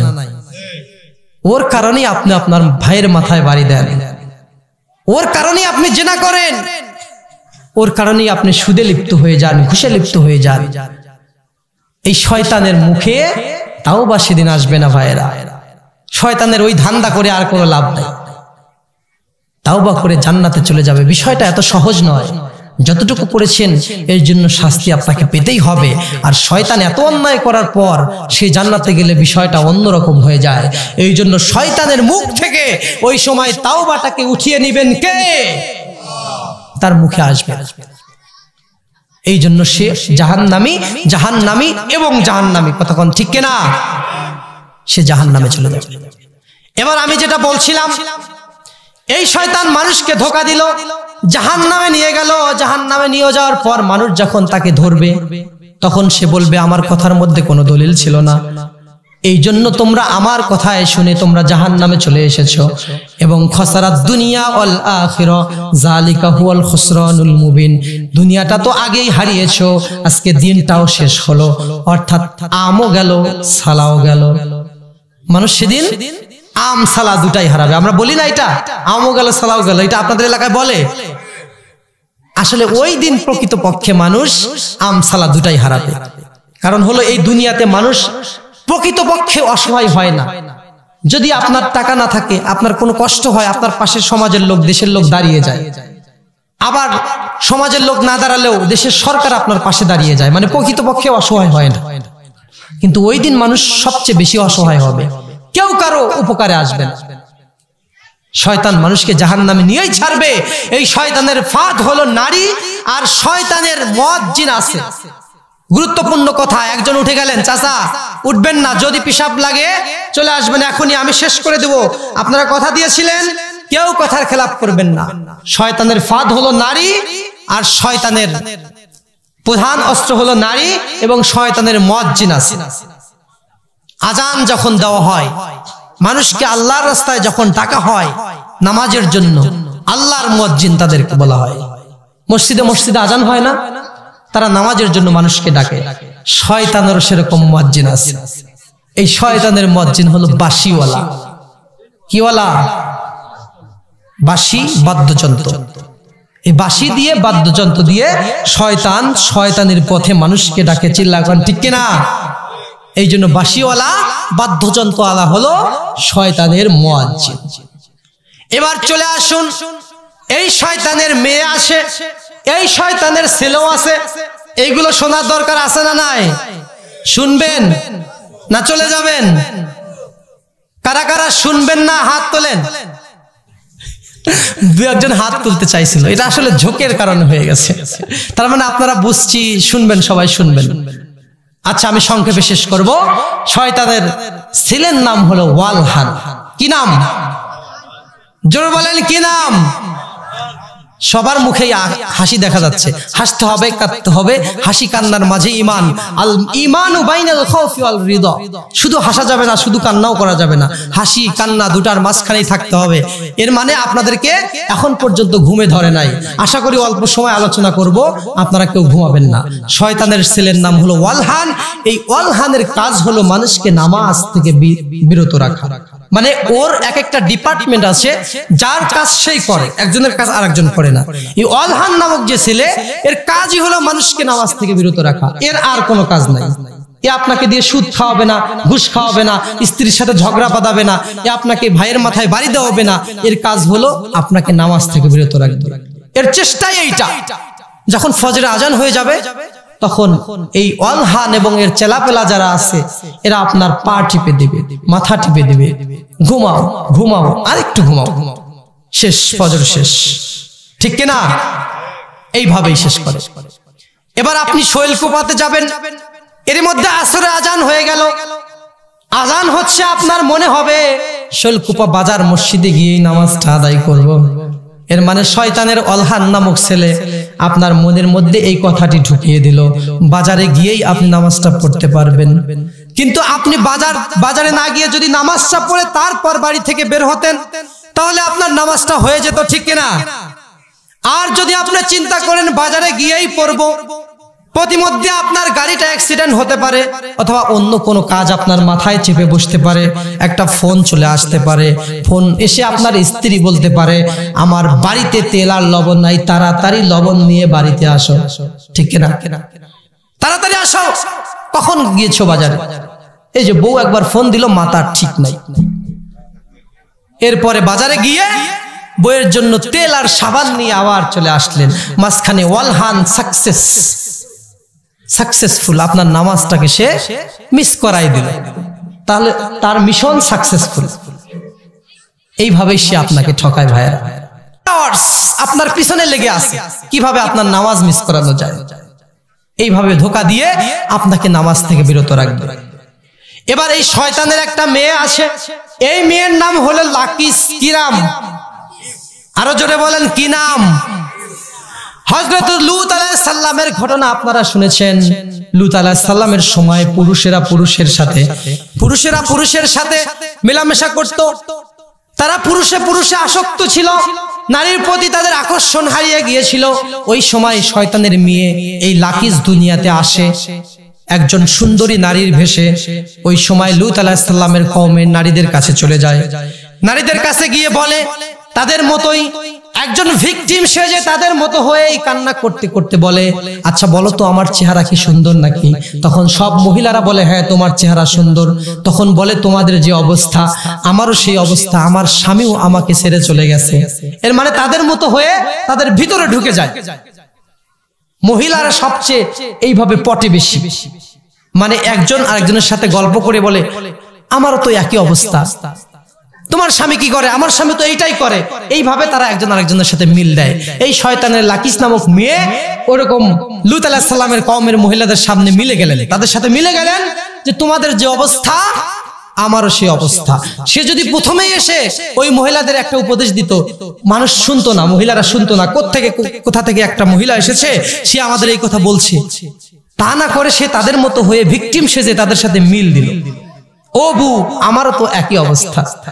আমাদের এলাকায় এইটা বলে। আমি মাঝে মাঝে আঞ্চলিক ভাষা বলছি, রাগ করছেন আপনারা? আমারও তো একই অবস্থা। এর মানে তোমাদের স্বামী তোমাকে ছেড়ে চলে গিয়েছে, আমার স্বামীও আমাকে ছেড়ে চলে গিয়েছে। এখন তারা দুইজনে মিলে গেল, মানে ওই নারীদের সাথে ওই লাকিস নামক শয়তানের মেয়ে মিলে গেল। যেহেতু একই অবস্থা, এবার ভিকটিম সেজে তাদের সাথে মিল হয়ে গেল। এবার মিল হওয়ার পরে বলছে, এখন চলো আমরা শুরু করি। তার মানে পুরুষে ছিল, নারীতেও শুরু হয়ে গেল জিনার কাজ। এই আল্লাহর আকাশের নিচে জমিনের উপরে সবচেয়ে নিকৃষ্ট পাপ তারা করেছিল হযরত লূত আলাইহিস সালামের সময়। আল্লাহ এতটা রাগান্বিত হয়েছিল, এই খারাপ কাজের কারণে ওই জমিনটাকে আল্লাহ উল্টিয়ে দিয়েছিল। আল্লাহ ওই জমিনে গজব দিয়েছিল। ওই খারাপ কাজটা ওই শয়তানই শুরু করে। এরকম অনেক কিতাবে পাওয়া যায়, দুনিয়ার বুকে যখনই কোনো বিশৃঙ্খলা হয়েছে, সেই বিশৃঙ্খলার শুরু শয়তান করেছে। আল্লাহকে মারার জন্য তীর মেরেছিল দুনিয়া থেকে, সেখানেও শয়তান বুদ্ধি দিয়েছিল, শকুন দিতে হবে, শকুন দিয়ে গাড়ি বানাতে হবে, এরকম মাংস রাখতে হবে উপরে, ওই মাংস খাওয়ার জন্য শকুন পাখা মেলবে, আস্তে আস্তে উপরে উঠবে। ওই বুদ্ধিটাও শয়তান দিয়েছিল। সুলাইমান আলাইহিস সালাম তার কিছু কিতাব লেখা ছিল, যেখানে মানুষ মানে সুলাইমান আলাইহিস সালামের কিছু আল্লাহ মুজিজা দিয়েছিলেন। জায়নামাজের এক জায়গায় বসলে উড়াই নিয়ে আরেক জায়গায় চলে যেত। এই জাদুবিদ্যা, ঝাড়ফুঁক, এই সুলাইমান আলাইহিস সালামের কিছু বই ছিল, তার সিংহাসনের নিচে এক জায়গায় দাফন করে দেয়। পরবর্তী প্রজন্মে অনেক বছর পর ওই শয়তানি সেই জায়গার তথ্য দেয়, সেখান থেকে মানুষ তুলে নিয়ে কালো জাদু, আজকের পৃথিবীতে কালো জাদু বা বিভিন্ন খারাপ জিনিস যেগুলো আছে ওইগুলোর উৎপত্তিও এখান থেকে হয়। এর মানে দুনিয়ার সেখানেই ঝামেলা, যেখানেই ঝামেলা সেখানেই শয়তান আছে না নাই, আর যেখানেই ঝামেলা সেখানে নারী আছে না নাই। শয়তানের প্রধান ফাঁদ হলো নারী, এই নারী দিয়ে শয়তান মানুষকে প্রতারিত করে। তাহলে আমি আপনাদেরকে যে যে ওয়াদা করেছিলাম প্রায় সবগুলো শেষ হয়ে গেছে। আর কোনো বিষয় বাকি আছে? আচ্ছা, মালাকাল মাউত, তার জান কবজ করবেন কে? এইটা আচ্ছা, আল্লাহ যখন অর্ডার করবেন মালাকাল মাউত, মুতিয়া মালাকাল মাউত, এবার তুই মর, তখন আল্লাহ রাব্বুল আলামিনের আদেশ পাওয়ার সাথে সাথে জান্নাত এবং জাহান্নামের মাঝখানে আরাফ নামে একটা জায়গা আছে। কি নাম? কোরআনুল কারিমে আরাফ নামে একটা সূরাও রয়েছে। এই জান্নাত এবং জাহান্নামের মাঝখানে আরাফ নামের জায়গায় দাঁড়িয়ে হযরতে আজরাইল আলাইহিস সালাম প্রচন্ড জোরে একটা চিৎকার দিবে। হাদিস শরীফের মধ্যে এসেছে এত জোরে চিৎকার দিবে, ওই চিৎকার যদি দুনিয়ার মানুষ শুনতে পেত, দুনিয়ার কোনো মানুষের জান কবজ করা লাগতো না, কোনো পশু পাখির জান কবজ করা লাগতো না। এমন জোরে চিৎকার দিবে, ওই চিৎকারে দুনিয়ার সব মানুষ মারা যেত যদি দুনিয়ার মানুষ ওই সময় জীবিত থাকতো। কিন্তু আকাশেও কেউ নাই, জমিনেও কেউ নাই। ওই সময় আল্লাহ রাব্বুল আলামিন যখন অর্ডার করবেন মুতিয়া মালাকাল মাউত, হযরত আজরাইল আলাইহিস সালাম ওই জান্নাত এবং জাহান্নামের মাঝখানে দাঁড়িয়ে এমন জোরে একটা চিৎকার হাঁকিয়ে নিজের জান নিজেই কবজ করে ফেলবে। আজরাইলের মৃত্যু হয়ে যাবে। কোন আল্লাহু আকবার। এবার আল্লাহ রাব্বুল আলামিন ডাক দিবেন, ইয়া দুনিয়া আইনা আশজারুকি, হে দুনিয়া তোর বড় বড় গাছগুলো কোথায়? ইয়া দুনিয়া আইনান নাহার, হে দুনিয়া তোর বড় বড় নদীগুলো কোথায়? ইয়া দুনিয়া আইনাল জাব্বারিন, হে দুনিয়া তোর বড় বড় রাজা বাদশা আর স্বৈরাচারী শাসকগুলো কোথায়? যাদের অহংকারের ঠেলায় মাটিতে পা পড়তো না, তারা আজকে কোথায়? লিমানিল মুলকুল ইয়াউম, আজকে ক্ষমতার মালিককে। এইভাবে ডাক দিবেন আল্লাহ রাব্বুল আলামিন, তিনবার ডাক দিবেন। দুনিয়াকে ডাকবেন, এই দুনিয়ার গাছপালা, পাহাড়, পর্বত, নদী, নালা সবাইকে আল্লাহ রাব্বুল আলামিন ডাক দিবেন। পাহাড় নাই, নদী নাই, কোন জায়গা উঁচু নিচু নাই, সব জায়গা লেভেল, শুধু সমান পানি আর পানি। আকাশ জমিন সব কিছু ভেঙে খান খান হয়ে গেছে। এই যে বিশাল আকাশ আল্লাহ রাব্বুল আলামিন বানিয়ে রেখেছেন, কিয়ামতের দিন কাতাইগিস সিজিল্লিল কুতুব, বইয়ের পৃষ্ঠার মতো, কিতাবের পৃষ্ঠার মতো এই আকাশগুলোকে আল্লাহ রাব্বুল আলামিন হাতের মুষ্টির মধ্যে নেবেন। এরকম কাগজ যেভাবে মানুষ হাতের মধ্যে নিয়ে মুড়িয়ে ফেলে, এই আকাশগুলোকে মুষ্টির মধ্যে নিয়ে মুড়িয়ে ফেলা হবে। আকাশ ভেঙে যাবে, এই আকাশের চন্দ্র তারাগুলো ভেঙে জমিনে খসে খসে পড়তে থাকবে। এই দুনিয়ার মানুষগুলো ভয়ে তখন অস্থির হয়ে যাবে। যখন দুনিয়ার মানুষ বেঁচে ছিল কিয়ামতের আগে, যখন তাণ্ডব শুরু হয়ে যাবে কিয়ামতের, সব মানুষগুলো ভয়ের চোটে দৌড়াদৌড়ি করতে থাকবে। মুহূর্তের মধ্যে যুবকগুলো বিদ্ধ হয়ে যাবে। এমন একটা আতঙ্কের সৃষ্টি হবে, এমন একটা ভয়ের সৃষ্টি হবে, ভয়ের কারণে যুবকগুলো, কিশোরগুলো মুহূর্তের মধ্যেই বিদ্ধ হয়ে যাবে। আল্লাহ রাব্বুল আলামিন বলেন, ওয়াতাদাউ কুল্লু যাতিন হামলিন হামলাহা ওয়া তারান নাসা সুকারা ওয়া মা হুম বিসুকারা। মানুষ এতটা পাগল হয়ে যাবে, দৌড়াদৌড়ি করতে থাকবে। একজন গর্ভবতী মহিলা এমন ভয় পাবে, মুহূর্তের মধ্যে তার ডেলিভারি হয়ে যাবে। 5 মাস হোক, 2 মাস হোক, 2 মাসের বাচ্চা, 5 মাসের বাচ্চা, মুহূর্তের মধ্যে ওই জায়গায় ডেলিভারি হয়ে যাবে। আমার ছোট্ট বাচ্চাগুলো, শিশুগুলো ভয়ের চোটে সেদিন বৃদ্ধে পরিণত হয়ে যাবে। একজন আরেকজনকে রেখে পালানো শুরু করবে। এতটা ভয়ের সৃষ্টি হবে, এতটা আতঙ্কের সৃষ্টি হবে, মানুষ শুধু বলবে ভাগবো কোথায়, পালাবো কোথায়। আল্লাহ রাব্বুল আলামিন বলবেন, ভাগার কোনো জায়গা নাই, পালানোর কোনো জায়গা নাই। আমি আল্লাহ রাব্বুল আলামিন ছাড়া আজ তোমাদের যাবার কোনো জায়গা নাই। সবাইকে আল্লাহর কাছে ফিরে যেতে হবে। কিয়ামত অবশ্যই অনুষ্ঠিত হবে, আমাদেরকে মরতে হবে। এই বিশ্বাস আমাদের সবাইকে প্রচন্ডভাবে মেনে নিতে হবে। আমরা মুখে বিশ্বাস করি সবকিছু, অন্তরে কোনো কিছু বিশ্বাস করি না। এই টপিকে একটা ছোট্ট ঘটনা মনে পড়ে গেল। আমরা আজকে বলি যে চাকরি ছাড়া মেয়ে বিয়ে দেবো না। আবার যুবকদেরকে বলা হয় অভিজ্ঞতা ছাড়া চাকরি নাই, চাকরি ছাড়া বিয়ে নাই। এখন আমরা বলি এই কথাগুলো, এখন যুবকরা যাবে কোথায়? বিয়ে করতে গেলে বলা হয় অভিজ্ঞতা মানে চাকরি ছাড়া বিয়ে নাই, আর চাকরি করতে গেলে বলা হয় অভিজ্ঞতা ছাড়া চাকরি নাই, ঠিক কিনা? তার মানে বোঝা যাচ্ছে যুবকরা আছে, কমন পড়ছে, এই জন্য জোরে জোরে আওয়াজ করছে। আহারে যুবক ভাইরা, সোনার টুকরো যুবক ভাইরা, এই যুবক ভাইরা তারা কোনো যাওয়ার জায়গা খুঁজে পায় না। সমাজ তাদেরকে এতটা কষ্ট দিয়েছে, বিয়েটাকে কঠিন করে দিয়েছে, চাকরি ছাড়া কোনো বিয়ে নেই। এই জন্য যখন তারা সমাজে অবহেলিত হয়, চাকরি করতে গেলে বলা হয় অভিজ্ঞতা ছাড়া চাকরি নাই। এখন কোনো জায়গা খুঁজে পাওয়া যায় না, পরিশেষে অনেক যুবক গিয়ে নেশার কাছে আশ্রয় গ্রহণ করে। কথা বলেন ঠিক কিনা? যাবার কোনো জায়গা নাই তো কোথায় যাবে? ওই সময় তারা নেশার কাছে গিয়ে আশ্রয় গ্রহণ করে। আপনারা যদি যুবকদের বুকে টেনে দিতেন, তাদের সব কাজগুলো সহজ করে দিতেন, তাহলে তারা খারাপ কাজে পা বাড়াতো না। তাদেরকে যদি সময় দিতেন, এই সিস্টেমের দোষ, আমাদের সমাজের দোষ। যারা আমরা বলি চাকরি ছাড়া মেয়ে বিয়ে দেবো না, তারা তো বিশ্বাস করে রিজিকের মালিক আল্লাহ, এই কথা তারা বিশ্বাস করে না। ওমা মিন দাব্বাতিন ফিল আরদি ইল্লা আলাল্লাহি রিজকুহা, আকাশ জমিনে এমন কোন ছোট্ট প্রাণীও নাই যার রিজিকের দায়িত্ব আমি আল্লাহ নেই। কোন সুবহানাল্লাহ। আল্লাহ বলেন সব প্রাণীর রিজিকের দায়িত্ব আমি নিয়েছি। তাহলে তোমার মেয়ের রিজিকের চিন্তা তুমি কেন করো? যে ছেলের সাথে বিয়ে দিচ্ছ, ওই ছেলের যদি চাকরি না থাকে, তোমার মেয়ে না খায় মারা যাবে না। কারণ 2024 সালে না খেয়ে মানুষ মারা যায় না। কিন্তু ওই ছেলেটা যদি বদমাইশ হয়, ওই ছেলের অত্যাচারে তোমার মেয়ে মারা যাবে, ঠিক কিনা? এই জন্য বিয়ে দেওয়ার আগে তার টাকা নয়, ওই ছেলে নামাজি কিনা, ওই ছেলে ভালো কিনা, এইটা দেখে বিয়ে দাও। এই কারণে ছেলে যদি ভালো হয়, সম্পদ অর্জন করতে তার কাছে কোনো সময় লাগবে না,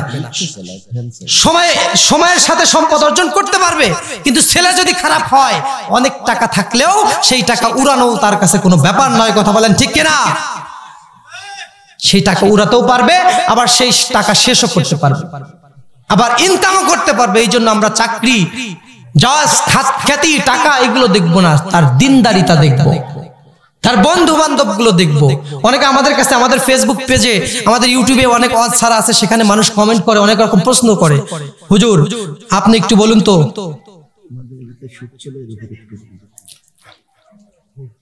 আপনাদের এলাকায় আমার কাছে একটা মেসেজ আসলো, আমি গুরুত্বপূর্ণ কথা 1 মিনিটে শেষ করব। আমার খুবই ভালো লেগেছে। মানুষ যদিও কম, আপনারা কেউ আমাকে রেখে যান নাই, অর্থাৎ যে কথাগুলো দিছেন আমাকে, কথাগুলো রাখছেন আপনারা। ইনশাআল্লাহ আমি অল্প সময়ের মধ্যেই শেষ করব। এই শেষ সময়ে এসে আর কেউ আপনাদের এলাকার বদনাম করেন না ভাই। আমি কিন্তু অন্য মাহফিলে গিয়ে বলে দেব যে আপনারা কথা দিয়ে কথা রাখেন নাই। এখন পর্যন্ত সবাই কথা রাখছেন, আপনাদের সুনাম করব অন্য জায়গায় গিয়ে, কেউ উঠবেন না। আমরা ভদ্র, আপনারা ভদ্র। কোন সুবহানাল্লাহ। আল্লাহ যেন এই শৈলকুপাকে, শৈলকুপার মানুষ ইসলামী সমাজে যেভাবে চলতে হয় সেইভাবে চলার মতো মানুষ হিসাবে কবুল করেন। আমরা সবাই পড়ি আমিন। এত সুন্দর মানুষ পেয়েছি, এই জন্য আমি আনন্দিত। আমি আপনাদের এলাকায় এসে খুবই নিজেকে আনন্দিত মনে করছি। আপনাদের সম্মানিত একজন হুজুর সাহেব, তিনি আমাকে ইনভাইট করেছে, ওনার কথায় আমি মুগ্ধ হয়েছি। উনি 2.5 মাস ধরে আমার সাথে ওনার কথাবার্তা হচ্ছে। উনি এত সুন্দরভাবে কথা বলেন, আমার সাথে যখন ফোনে কথা বলেন, আমি ওনার কথা শুনে, আমি অনেক, আমার ইন্ডিয়াতে প্রোগ্রাম ছিল, ইন্ডিয়াতে প্রোগ্রামে আমি ওনাদেরকে অন্য বক্তা আমি দিয়েছি। আমি এই মাহফিলটা ক্যান্সেল করি নাই, এই জন্য ক্যান্সেল করি নাই, এত সুন্দর করে উনি কথা বলেন। আমাকে বলছেন, আমি একটা ছোট্ট মানুষ, বলছে হুজুর, আমি বলছিলাম আমি সরাসরি এসে স্টেজে উঠবো। তখন তিনি কি বলেছেন, এত সুন্দর একজন আল্লাহর ওলি, এত সুন্দর একজন মানুষ, তিনি আমাকে বলেন যে হুজুর আপনি একটু আগে আসেন, আমি আপনার একটু খেদমত করতে চাই। আহা, কতটা নম্র, কতটা ভদ্র হলে এত সুন্দর কামেল মানুষ হয়েও এত সুন্দর কথা বলতে পারে। এই যে আল্লাহ তাআলা ওনার হায়াতের মধ্যে যেন বারাকা দান করে, ওনার ছায়া আমাদের মাথার উপর আরেকটু দীর্ঘায়িত করে। আমরা সবাই পড়ি আমিন। সুদের ব্যাপারে বলছিলাম, এই যে মেসেজে এসেছি 5 মিনিটেই শেষ করে দেব। আমি যা কথা দিই তাই করি, 5 মিনিটের মধ্যেই সুদের ব্যাপার শেষ করব। এই যে সুদ আমরা যারা খাই, টাকার জন্যই তো খাই নাকি? অন্যায় ভাবে যখন আমি টাকা অর্জন করি, তখন আমরা এইটা খেতে পারবো কিনা এর কিন্তু কোনো গ্যারান্টি আমাদের মধ্যে নাই, ঠিক না? আমি যখন অন্যায় ভাবে কোনো টাকা পয়সা অর্জন করি, ওই টাকা আমি আসলে ভোগ করতে পারবো কিনা, খেতে পারবো কিনা, এর কোনো গ্যারান্টি আমার কাছে নাই। এরপরেও আমি অন্যায় করি, কিন্তু এই অন্যায় ভাবে অর্জিত টাকা, অন্যায় যে করলাম, এই পাপের কারণে শাস্তি আমাকে অবশ্যই পেতে হবে। এই বিষয়টা আমরা সবাই জানি, ঠিক কিনা? তাহলে একটাবার লক্ষ্য করুন ভাইয়েরা, শৈলকুপার ভাইয়েরা, লক্ষ্য করে শুনুন। আপনি অন্যায় ভাবে যে অর্থ সম্পদ অর্জন করলেন, এই অর্থ সম্পদ ভোগ করতে পারবেন কিনা এর কোনো গ্যারান্টি আপনার কাছে নাই। কিন্তু এই অর্থ সম্পদ অর্জন করার কারণে যে পাপ করেছেন, এর শাস্তি আপনাকে অবশ্যই ভোগ করতে হবে, এর গ্যারান্টি অবশ্যই আপনাদের কাছে আছে। কথা বলেন ঠিক কিনা? যেই বিষয় 100% গ্যারান্টি রয়েছে, ওই বিষয় ভুরুক্ষেপ না করে শুধু অর্জন করেই যাচ্ছেন, কিন্তু মরে দেখেন এই টাকা আপনার কবরের মধ্যে গিয়ে পকেটে কেউ দিয়ে আসবে না। 10 তলা বাড়ি করেছেন, সুদের টাকায়, ঘুষের টাকায় আপনার স্ত্রীকে শাড়ি কিনে দিয়েছেন, গহনা দিয়েছেন। আজকে রাত্রে মাহফিল শেষে আপনার স্ত্রীর কাছে যখন চলে যাবেন, স্ত্রীর কাছে শোয়ার পরে স্ত্রীকে বলবেন, প্রাণ প্রিয় স্ত্রী, তোমার শাড়ির কারণে, তোমার গহনার কারণে, তোমাকে ভালো রাখার কারণে আমি সুদ খেয়েছি, অন্যায় করেছি, অন্যায়ভাবে অর্থ সম্পদ অর্জন করেছি। আমাকে কিয়ামতের দিন যখন শাস্তি দিবে, এই শাস্তির ভাগ তুমিও একটু নিও। এটা বলবেন আজকে স্ত্রী। আপনার স্ত্রী রাজি হবে? নিতে চাইবে ভাগ? তাহলে আমি কতটা বোকা, আপনি কতটা বোকা, যে স্ত্রীর শাড়ির জন্য, যে স্ত্রীর গহনার জন্য, যে স্ত্রীকে ভালো রাখার জন্য আমি অন্যায় করলাম। এই বিষয়টা পরিষ্কার। ওই অন্যায় করার কারণে সেই শাস্তি আমি পাবো, ওই শাস্তি আমার স্ত্রী ভাগ নেবে না, ওই শাস্তি আমাকে একাই ভোগ করতে হবে। যে সন্তানকে ভালো রাখার জন্য, যেই সন্তানকে বিদেশে পড়াশোনা করানোর জন্য আমি অন্যায় করলাম, হারাম খাইলাম, সুদ খাইলাম, ওই সন্তান আমার পাপের ভাগ নেবে না, আমাকে একাই শাস্তি পেতে হবে। সন্তান ভাগ নেবে না, স্ত্রী ভাগ নেবে না, আত্মীয় স্বজন ভাগ নেবে না, কিন্তু এই অন্যায় ভাবে আমি যে টাকা পয়সাগুলো অর্জন করছি, আমার সন্তান, স্ত্রী, আত্মীয় স্বজন সবাই মিলে টাকাগুলো খাবে। কথা বলেন ঠিক কিনা? সবাই খাবে, কিন্তু আমার পাপের ভাগ কেউ নেবে না। আমি জেনেও তাদেরকে খাওয়াচ্ছি। কিন্তু আজ থেকে একটা কথা মনে রাখবেন, প্রাণ প্রিয় ভাইয়েরা, আপনি যে অন্যায় করছেন ওই শাস্তি আপনাকে একাই ভোগ করতে হবে। দুনিয়ার কোন মানুষকে ভালো রাখার জন্য অন্যায়ের আশ্রয় নেবেন না। নিজে ভালো থাকুন, আখিরাতে যেন নিজে ভালো থাকতে পারেন, জান্নাতে যেন যেতে পারেন, আল্লাহর কাঠগড়ায় যেন না দাঁড়াতে হয়, এই চেষ্টা করুন। মানুষের মন রাখার চেষ্টা করলে আপনি কখনোই তাদের মন রাখতে পারবেন না। তামাম পৃথিবীর মানুষকে কেউ কখনো খুশি করতে পারে নাই, পারবেও না। মানুষ হলো বেঈমান জাতি। কথা বলেন ঠিক কিনা? নুন খায় একজনের, গুণ গায় আরেকজনের, আছে না নাই? দিন রাত 24 ঘন্টা আল্লাহর দেওয়া অক্সিজেন নিয়ে বেঁচে আসেন, আল্লাহর দেওয়া নুন খান আর গুণ গান দুনিয়ার মানুষের। কথা বলেন ঠিক কিনা? সকাল থেকে শুরু করে রাত্রি পর্যন্ত আপনার রিজিক, আপনার সম্মান, আপনার সবকিছু যিনি দিলেন, আপনি দুনিয়ার মানুষের প্রশংসা করলেন। আল্লাহর প্রশংসা দিনের মধ্যে 5 বার আপনাকে ডাকা হলো, একবারও তার ডাকে সাড়া দিলেন না নামাজে, অথচ তিনি আপনাকে অক্সিজেন দিয়ে বাঁচিয়ে রেখেছেন। যিনি সময়ের সৃষ্টিকর্তা, যিনি আপনার জীবনের হায়াতটাকে সেট করে দিলেন, তাকেই আপনি ব্যস্ততা দেখালেন। কতটা নির্ভর! যিনি সময় বানালেন তাকেই আমরা ব্যস্ততা দেখাই। তিনি সময় বানালেন, সময়ের সৃষ্টিকর্তাকে।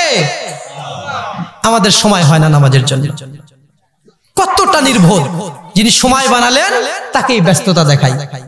এই জন্য ভাইরা আমার, আল্লাহ রাব্বুল আলামিন এই দুনিয়ার মানুষকে যা দিয়েছেন নিয়ামত হিসাবে, প্রত্যেকটা নিয়ামতের হিসাব তিনি নিবেন, কড়াই গন্ডায় বুঝে নিবেন। আপনাকে অবশ্যই তার নিয়ামতের হিসাব আপনাকে দিতে হবে। আপনার অধীনে আপনার স্ত্রী সন্তান যারাই থাকুক না কেন, এদের হালাল খাওয়াবেন নাকি হারাম খাওয়াবেন, দায়িত্বটা আপনার। কিন্তু যদি হারাম খাওয়ান, এই ভাগ, পাপের ভাগ তারা কেউ নেবে না, এই শাস্তি আপনাকে একাই নিতে হবে। এই যে সুদ খাচ্ছেন, শয়তান আপনাকে সুদের জন্য উদ্বুদ্ধ করে। আল্লাহ রাব্বুল আলামিন সুদের ব্যাপারে কোরআনে যেখানেই আলোচনা করেছেন, সেখানে বলেছেন, আহাল্লাল্লাহুল বাইয়া ওয়া হাররামার রিবা, আমি সুদকে হারাম করেছি আর ব্যবসাকে করেছি হালাল। কোন সুবহানাল্লাহ। ব্যবসার কথা আল্লাহকে কেউ জিজ্ঞেস করেছিল ওই সময়, কিন্তু ব্যবসার কথা কেন বললেন? আল্লাহর সিস্টেম কত সুন্দর দেখুন। যখনই আল্লাহ একটা দরজা আপনার জন্য বন্ধ করে দিলেন, আমি একটু আগে বলেছিলাম আল হালালু কুল্লা শাই, সবকিছু হালাল, আল হারামু কলিলুন, অল্প কিছু জিনিস হারাম। সুদকে যখন হারাম করলেন, সুদের পরিবর্তে ব্যবসা হালাল করে দিলেন, এর মানে ব্যবসা করো, সুদ খেও না। সুবহানাল্লাহ। কিন্তু শয়তান আপনাকে ব্যবসাটাকে ছোট করে দেখিয়ে সুদটাকে বড় করে দেখাবে। এই বদমাইশ এইটাই করে, আর কাজে এইটা হারাম জিনিসটাকে সাজিয়ে গুজিয়ে আপনার সামনে তুলে ধরে। এটাই শয়তানের কাজ। এই জন্য এই এলাকার মধ্যে যারা সুদের সাথে সম্পৃক্ত আছেন, একটা হাদিস শরীফে আল্লাহ রাব্বুল আলামিন হাদিসে কুদসি, আল্লাহর পবিত্র বাণী, আল্লাহর নিজের মুখের বাণী, হাদিসে কুদসি, সেই হাদিসে বলা হয়েছে সুদ যারা খায় এবং সুদ যারা দেয়, এই সুদ যারা সাক্ষী থাকে সুদের, এবং এই সুদের কথা দলিল যারা লেখে, আগের যুগে এরকম প্রচলন ছিল যে কোনো কারবার হলে মানুষ লিখে নিত। এখন হাদিসটা এরকম এসেছে, সুদ যারা খায়, সুদ যারা দেয়, সুদ যারা নেয়, সুদের যারা সাক্ষী থাকে এবং সুদ যারা লিখে দেয়, এই প্রত্যেকের উপর আল্লাহ লানত করেন, নাউযুবিল্লাহ। আল্লাহর অভিশাপ নিয়ে আপনি এই দুনিয়ার টাকা পয়সা কোনো কাজ হবে ভাই? আল্লাহর অভিশাপ আপনার যদি সুদের সাথে সম্পৃক্ত থাকেন। যারা এই মাহফিলে যদি দুই একজন থাকেন, এখন থেকেই তাওবা করুন, মন থেকে একদম খালেস নিয়তে স্যাক্রিফাইস করুন আল্লাহর জন্য। আল্লাহকে ভালোবেসে যদি সুদটাকে আপনি আপনার কাছ থেকে দূরে ঠেলে দিতে পারেন, অন্য একটা পথ, অন্য একটা উপায় আল্লাহ আপনাকে বের করে দিবেন, যেখান থেকে ওর চেয়েও বেশি টাকা আপনি পাবেন। কোন সুবহানাল্লাহ। সবসময় আস্তাগফিরুল্লাহ পড়বেন। আল্লাহ রাব্বুল আলামিন লিকুল্লি যিকিম মাখরাজা, এমন জায়গা থেকে আপনাকে রিজেক্ট দিবে আপনি নিজেই চিন্তা করতে পারবেন না। কোন সুবহানাল্লাহ। কোথা থেকে দিবে আপনি নিজেই বুঝবেন না। যে জায়গা থেকে আপনার টাকা আসার কথা ছিলই না, ওই জায়গা থেকেও টাকা আসবে।